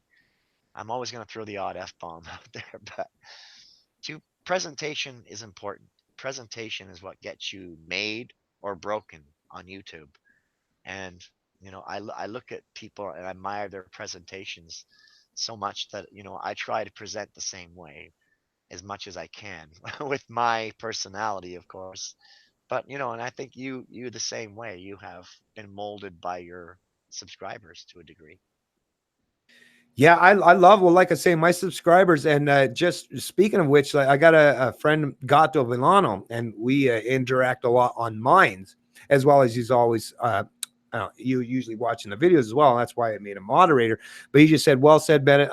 If we weren't in this situation, I don't think I would be writing on the net. So often I feel like no one is even reading what I write. This is the thing. A lot of us, we do feel it some way, that because we don't have this position of authority. Like, it's not like CBC where you can, if I could force, someone to pay me to the tune of $1 billion, I could have a pretty big platform too. But we have to rely on like a reputation, voluntary interaction, engagement, which actually gives us a lot more credibility. So even though we have a much smaller following, we're getting the cream of crop as far as the kind of people that want to follow us, because once again, we're not just catering to their political biases. We're actually making them think about these issues. We're actually trying to educate, inform, and try to actually engage in genuine dialogue, right? And as far as figuring out how we work through some of these social or economic issues. Whereas the media pundits, the ones that are making the big money, all they got to do is get on there, do the little 30-second or 1-minute soundbite, and just move on to the next phase of their occupation without even thinking for 1 second out of that what they even said prior.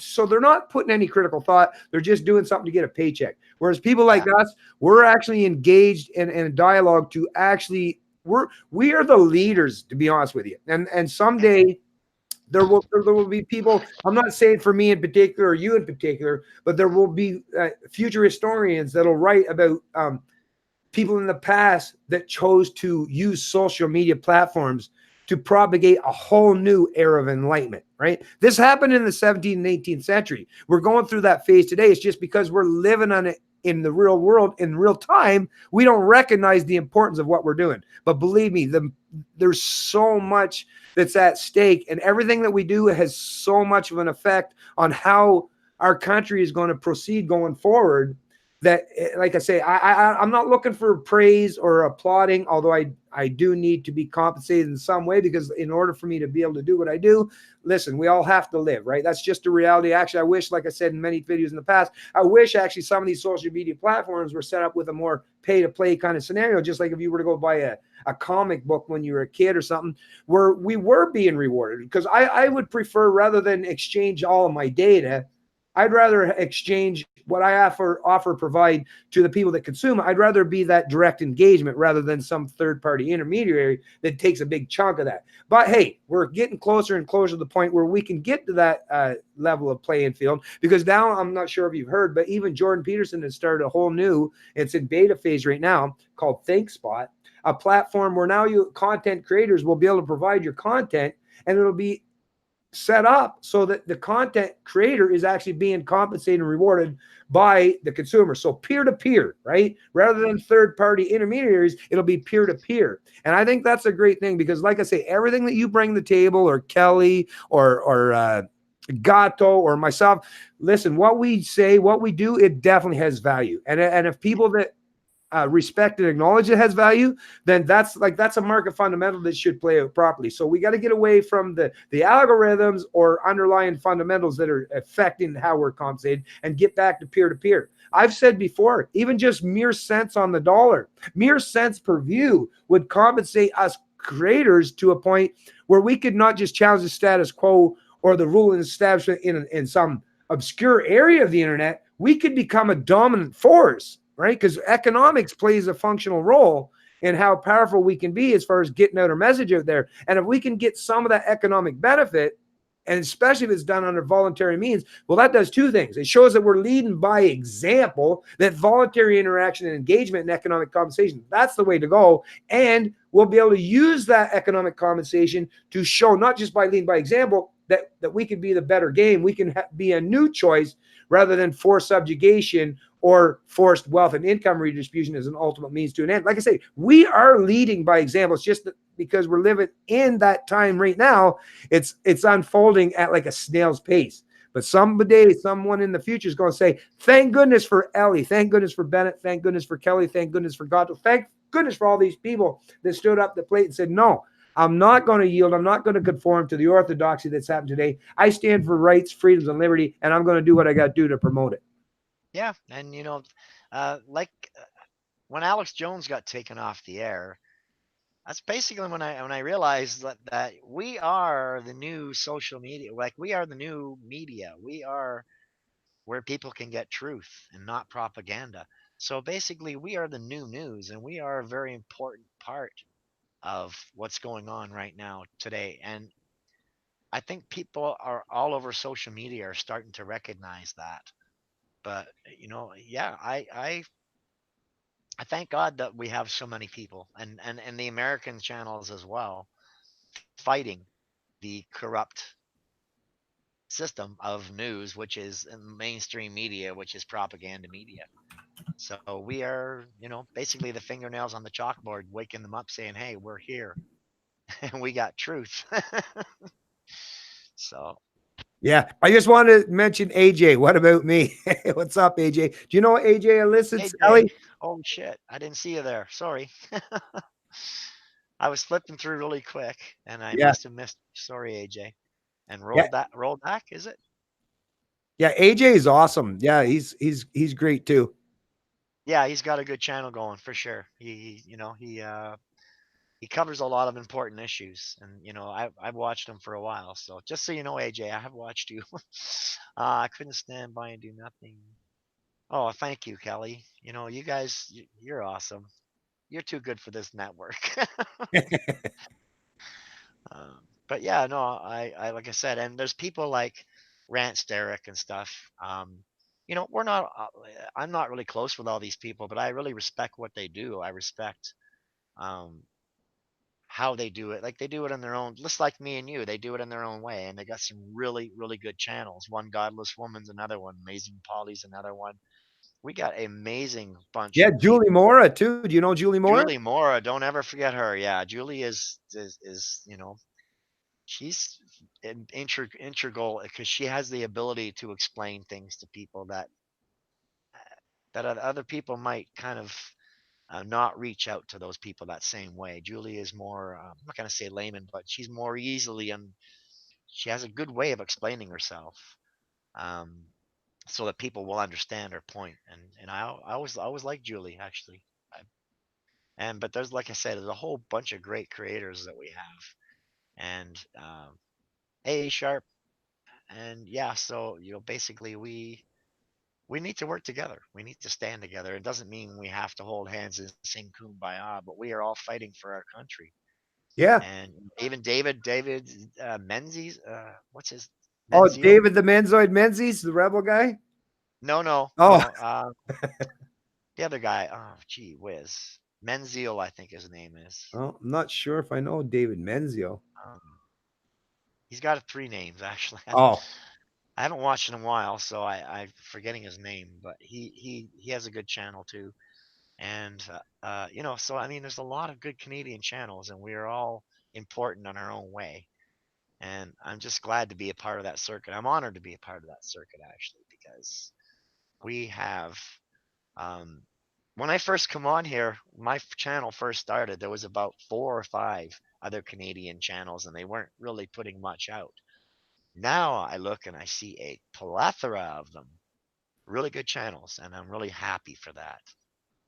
And yeah, Godless Woman keeps getting shut down. I know well, because she's spreading truth. She's talking about truth. Adam Daniel Menzel, that's it. Menzel. Okay. Thank you, Kelly. I kept forgetting his name. Adam. Yeah.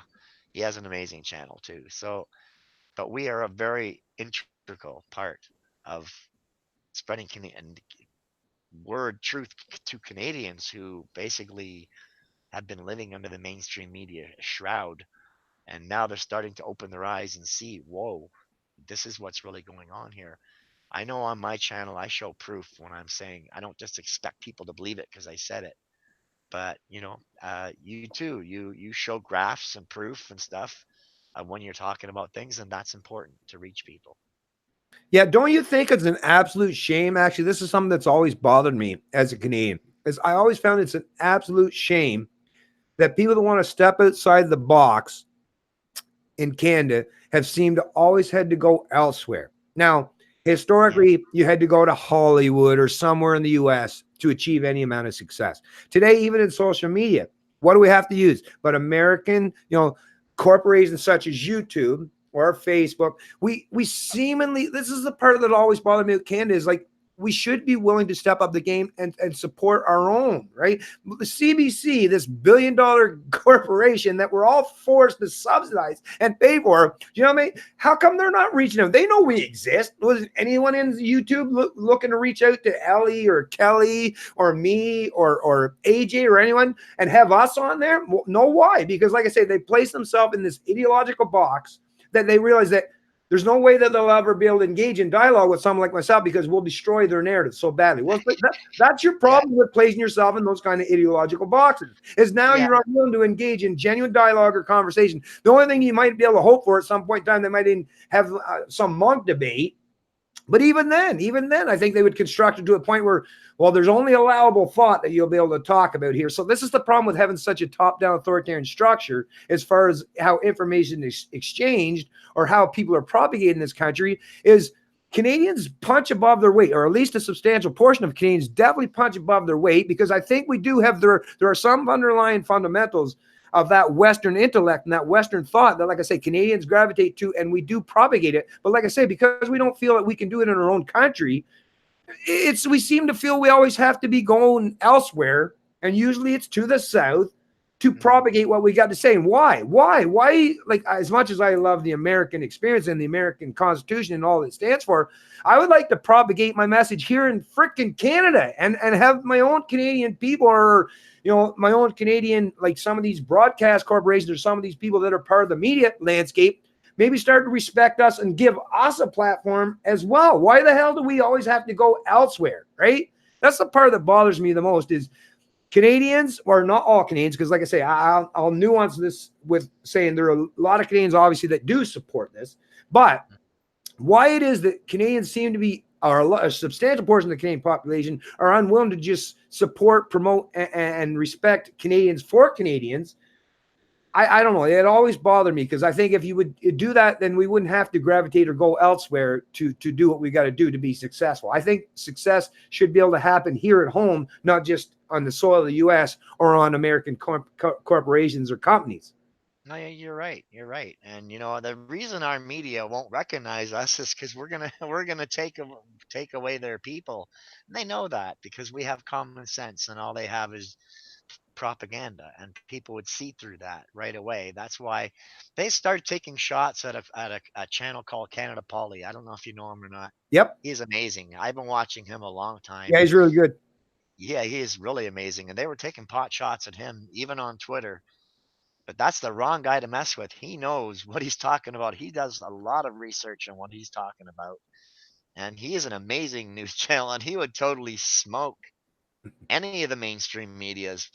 And they would lose a lot of people, and he would just get like through the roof popular. And that's why I think they backed off from attacking him, because his counts were going up of subscribers. People see the common sense and where it is, and they see the propaganda for what it is. Yeah, no, they're afraid to engage us because they know we have truth and facts on our side, and all they have is what do you Well, call that seems to be the problem construct. with people. Yeah. Well, that seems to be the problem, that, and a lot of Canadians, especially those who are representative of the establishment, is they've gone so collectivist, so socialist, that they literally are scared to death of competition. whether whether it's in the economic or the social or the intellectual realm, they are more than willing to silence or suppress you rather than engage because they're scared that they might have someone that would compete them or maybe exceed them in some way, in some intellectual or moral or ethical capacity. It's like, what the minute you've placed yourself in a position where you're scared to be challenged, that's not just closing off the mind, that's closing off entire society when you're talking about being in positions of authority. But I just wanted to mention actually someone else that had mentioned in the chat, because we're already mentioned some of those great Canadian YouTubers. So yes, Rance Derrick is another one. And another one that I actually forgot to mention is Joe Hazelton. He's another guy that puts Yeah, out I think I mentioned Joe good earlier, but yeah, Joe Oh, did you? Hazelton. Okay, right on. Yeah, because I just wanted to mention that, and I'm sure there's many more where that even came from. Because, like I say, Yeah, actually there are. in my YouTube subscriber list, I think I'm like 800. I'm probably like 900 channels that I follow, but obviously I can't follow them all, which is kind of the No. sad part of it all. But yeah, like I've come across so many, and to this day, even, and I'm sure you will, and Kelly and everyone else that's in the chat, is when you do see some of these new up and comer channels coming out, especially if they're doing a decent job, and always acknowledge, measure based on, how new they are, right? But give them a little positive engagement, and that's what I always do, and give them some good feedback, because if someone's doing a good job, who cares how many views they get? You might have only had 12 views. I know for the first year of doing my videos, if I got 50 views, I'm like, oh fuck, I did good. Right? Yeah, that was me too. And it's funny you mentioned new channels, because when Phil Brown came out, I think it was Joe Hazelton that did a story about him, but I had mentioned him too in a video because he only had 48 subscribers, but I thought he really had some good viewpoints and good insights, so I promoted him too, and he shot up past me. He had more subscribers than me. And another channel was Canadian Eagle that I tried to promote, and he was doing really amazingly good videos, but he had his channel taken like Phil did, and I think it's frustrating for them to start all over again. But those are two other channels that are definitely, up and well, I mean, Phil's no longer an up and comer; he's well known. But there's a lot of, and I do definitely recognize small channels. And you're welcome, AJ. Thanks for having such a good channel. CCN, there's another one, Fred from CCN, Cross Canada News. Oh, Cross Canyon, yeah. He's an amazing Canadian YouTuber. So we have quite a few on our circuit that are just amazing. Oh, for And sure. Oh, I just noticed too, Rika is in the chat. She's another lady. We've both been following each other for years and years now. And it was one of those scenarios, like I say, when we were both doing our YouTube videos, we were tiny, tiny, tiny. Hey, thanks for joining the chat, Rika. Whoops, I missed the whole stream. LOL. Hey, everyone. Hey, Bennett. That's a good thing. You can watch it later. But yeah. No worries there. And Gato's saying Canadians might not be fighting against the elites for cultural reasons. The U.S. was founded on a rebellion against the British king. The Canadian ideal is a Victorian Commonwealth. Yeah, that's the only thing. Yeah, that is one thing I'll agree is, unfortunately, in Canada, we weren't taught that rebellious spirit quite as well as the Americans, right? And that's actually very important as far as having a proper philosophical or psychological underpinnings is, yes, having that rebellious spirit. I mean, I don't mean to the point of obviously being just blatant, against any kind of authority, because morals and principles do matter, but at least being willing to challenge any kind of established orthodoxy or authority. That is the most important thing, I think, that the American ideal, the American experience, and the fact that they are unwilling to just play ball and align with the kings or the monarchs of Europe. They said, no, we're going to go our own way. We're going to do our own thing. We're going to start a whole new. And look at how well that experiment turned out in just less than 250 years. It went from basically 13 colonies, right, to now the most powerful country on the planet, which shows you. And the reason why that come to fruition was because for the first century and a half, at least, it was all about respecting those individual rights, freedoms, and those libertarian principles. Because, like I say, back then, the founding fathers, they would have been considered classical liberals, but they still, like I say, the underpinnings would have been still libertarian values. Because today, it's just libertarians just expand upon liberals. It's like advancing the thought of liberty and what that is. But those people that created that Constitution of the United States, and to even a lesser degree in Canada, understood the importance of creating an era of at least challenging authority. And at the very least, Canada, we still kind of, but because we were kind of still quasi under the monarchy system, but we had our own prime minister. We actually, instead of rebelling against authority, we just chose to adopt two different forms of authority, right? So yeah, they're a little bit different, I guess, than the Americans, especially the Southern Americans. But once again, because they are our Southern neighbors, I mean, you can't live to someone that close proximity without adopting some of those great philosophical underpinnings, which is why Canadians, like I say, we've got the best of the both worlds, as far as I'm concerned. We've seen some of the compassion and importance of sticking with some of the ideals in the past, because like I say, not everything about monarchies were bad. There were some positive aspects of the monarchy, just by sheer fact, just like if you own property, you'll take more care of your property if you own it rather than if you're a renter or a leasee.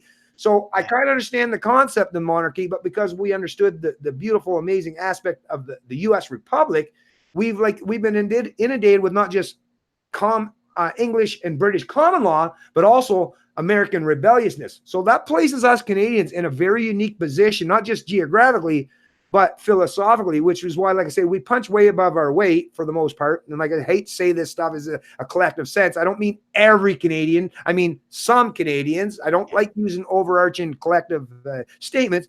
But like I say, it does place at least a portion of us Canadians in a unique position to be able to adopt this kind of intellectual thought and these rebellious spirits, but at the same time, keeping common sense and pragmatism at front and center so that we're not throwing out the baby with the bathwater, so to speak.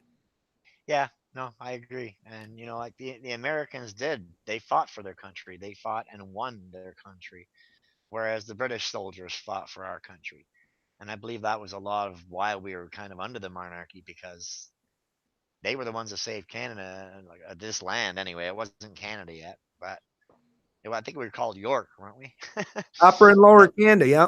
Upper and Lower Canada, yeah. So basically, but I feel we have adopted a lot of the states' um, basic guidelines. Like, we don't have a Second Amendment and stuff like that, but we do have gun rights so far, and like we've had a basic, almost a dual system, just not as good as the U.S. because they have theirs in writing, as in the Constitution. We are supposed to have a Constitution, but after 36, it was not renewed. But basically, no, I agree. I think um, the West itself has flourished because of the idea of what people wanted. They wanted freedom and a better life, and a lot of people fought for that. People have fought to build their own futures, and that they weren't just handed big money. They fought to make companies, and yada yada. And so no, I think in our own way we have fought, but just not like the U.S. did, and in the revolution. But it might come. It still might come.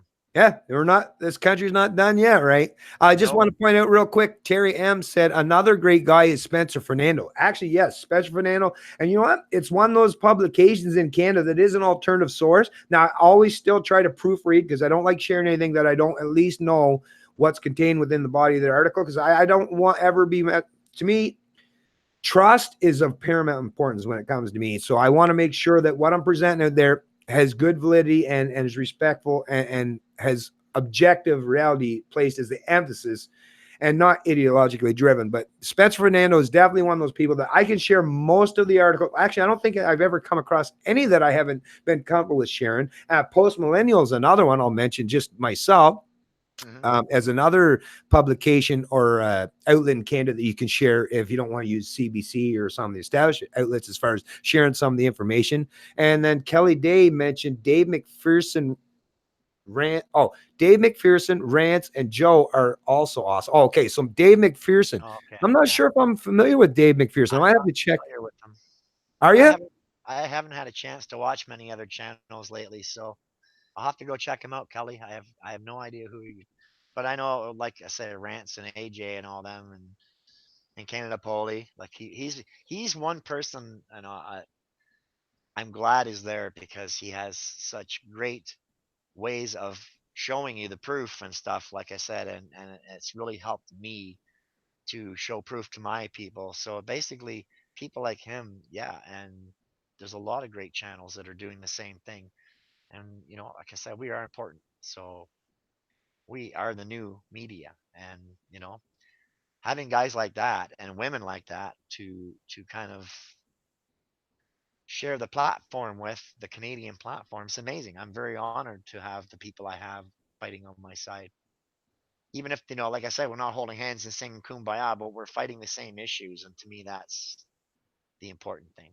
Yeah, I feel the same way. And like a lot of these people, even though I expect most of these people, a lot of the people we're saying would be predominantly considered, Anglo-Saxons or white, but there's also a lot of these people like that wouldn't be described as white. And I've had conversations myself and interaction engaged with people from many different ethnic backgrounds, even religious backgrounds, or like, and that's the other thing, like women and men. There's look at in the movement as far as what we represent, there is no such thing. Where's the sexism? There's no sexism here, right?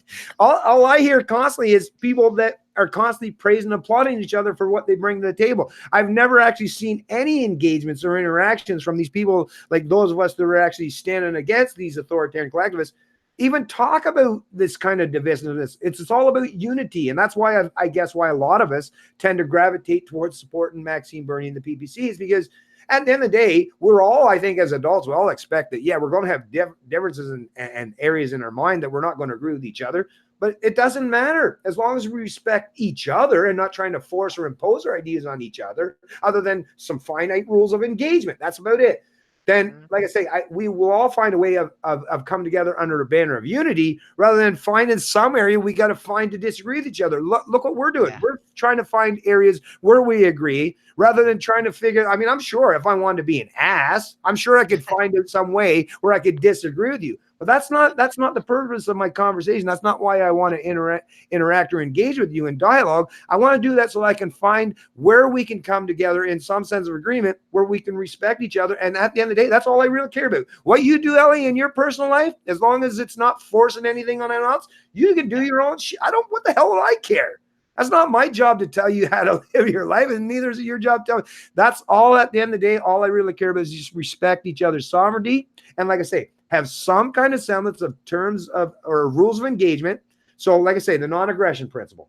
Pretty simple stuff. I think most of us all learned this when we were about 5 or 6 years old. Don't hit, don't steal, right? That's pretty much, and pretty simple rules as far as I'm concerned. So if you can just respect those minimal rules, then we'll figure it away. We'll be all right. Yeah. Yeah. And two more channels we forgot to mention. One, the most important, probably Faith Goldie has an amazing channel. And I Ran a Nation. I used to watch him a long time ago. What's that? I Ran a Nation, Michael Arana. Arana. I don't know that one. He's a color guy. I don't know if he's still on. He had a really good channel going, but he did interviews with Faith Goldie when she was running for mayor and stuff like that. So he had a good channel. I watched him for quite a while, and I went my own way after he flipped out. But basically, he spent a lot of time and effort building that channel too. So I wanted to give him credit as well. Arana Nation, yeah. Right on. Was it Arena Nation? I thought it was Arana. But yeah, David Arana, he really had a good channel. So I just wanted to give those two mention. Awesome. Well, listen, I think we've probably did a pretty good job as far as covering most of the topics I think we were going to cover today. And like I say, I'll be definitely looking forward to. Just let me know when you want me to have a shot on your channel, and we can interact, engage once again over there. And you can you can take the dominant. I'll just kind of sit back and let you kind of go. I know well, as you know, Ellie, and you're probably, and you even admitted you're the same way too, is I get this thing where a little bit of verbal diarrhea takes place from time to time. I'm the same way. But I try and I try to give people some leeway. Like I remember I had a Blue Apple was on my channel, and she pretty much dominated the whole the whole thing. But she had a lot of things to talk about. So, but like I say, I do get verbal diarrhea too, and when I get into a mode, and then I'm not paying attention to my my people that are talking to me, and so it's kind of hard in that way. But yeah, I'd love to have you on my channel. I think um, we probably do it soon, and then we can finish off where we left off. But yeah, and if there's anyone we forgot to mention, any channels that we forgot to mention, we're sorry. But basically, there's so many now, and there's so many a plethora of channels that basically we can't remember them all. But you guys were all amazing, and thanks for having me on, Bennett. This has been amazing. And I'm hoping that this kind of lets people know that Ellie's not so bad. Ellie's you great as know, far as uh, I'm concerned. yeah, thank you. And like I said, a few people backed out from doing YouTube streams with me, and I didn't know why. But I was really glad to have you ask me to come on, and it's an honor. Like I said, I've been watching you a while. I think you're really professional, and like I'm going to continue to watch you all the time because, like I said, I enjoy your channel and I enjoy the way you present yourself. Well, thanks, So, Ellie. I and you're feel the welcome on same my way. channel anytime. For sure. That'll be great. Actually, like Kelly Day actually mentioned before I let you go here is I think it's time for a good Canadian YouTube promotion video soon. Now that I know how to, so that's actually something. Whether whoever's going to do it, whether it's if I go on Kelly's channel again, or maybe but yeah, we should get in and maybe even make a whole video just about promoting other Canadian YouTubers. Right? That is Yeah, very yeah. important Maybe because you, me, and Kelly could do a three-way yeah, video. yeah, I'm totally on board with that for sure. But yeah, like I Yeah, say, I appreciate you coming on the channel and everything that you've done out there to offer your voice, because to me, it's so profoundly important that we all at least put ourselves out there. And I know it's uncomfortable to do so. Starting out, I was in that position. Elle was in this position. Kelly was in. We've all been in this position, but it's vitally important that we do so, and not just for us, like for our own personal reasons, which we all have, obviously, why we do it. But think about what this is going to carry forward for future generations or the young, right? They need us to first of all, we got to keep and carry that torch. Now we'll hope that we'll be able to pass that off to them at some point in time. But this is the time for us, right? This is the time for us to step up and engage in these kind of dialogues and these kind of debates or these kind of conversations, so that we can lead by example. Because without showing some kind of precedent, what are the younger generations coming up behind us? What are they going to have to look for or strive to if they don't have some leaders out there showing them the way and how you promote liberty? And like I say, they don't have to replicate what I do. They don't have to replicate what you do. They just have to do it in their own way. And I'm sure actually the younger generation, just like those of us now, we might be able to do things better than some of those in the past, because we've learned and adopted all that knowledge that is built up as a subsequent or a consequence of all that information that they knew then. So they can take all that information that we are putting out there, build upon that and expand that, and make us even seem like we're ignorant compared to them. Like I say, I'm more than willing to accept the fact that I don't know all, and I definitely would never pretend that I should have the ability to tell people how they should live or engage with people social economic. All I will say is what works best for me, what's worked best for any kind of situation that I've ever been presented with, and voluntary interactions, respecting people's sovereignty, respecting their rights, freedoms, and liberty. That has always been conducive with human flourishment and how we deal with each other. And like I say, that's what's created the West. That's literally what the West was built upon. It wasn't collectivism, wasn't groupthink, it wasn't ideological dogma. It was respecting people's individual rights, liberties, and sovereignty. And if we can, like I say, not just carry that torch, maybe just crank it up a little bit so it burns even brighter, well, then that's something, like I say, that's going to be that guiding light that's going to shine for the generations that are going to come up behind us. And you know what? Like I say, who knows what the future may bring? But at the very least, at the end of the day, when I take my final breath, I want to be able to say that I did what I could to help carry that torch and make it burn as bright as humanly possible. Well, and your son is an actual YouTuber too, so you never know. He might take up after you and carry on that torch, right? So I mean, and that goes for a lot of us. So I wanted to thank you, Steve. Thank you for saying that. I do rock. Hey, Matthew, how you doing? Yeah. So anyway, like I said, it was awesome being on with you, and I definitely want to have you on my channel. Um, so then we can drop all the f bombs we want, because Ellie's place is a safe place. Right on. My subscribers expect it anyway. But anyway, so yeah, and I agree with you. The future is important, and we should spend some time promoting them as well, recognizing them for their hard work too, because this is work, and you know it. Doing your channel, it's a lot of work, right? So we all have to show the respect to each other, and that's the best way to do it, is recognition. So I recognize you all. And like I said, I'm really happy that you had me on. And yeah, we'll do it again soon.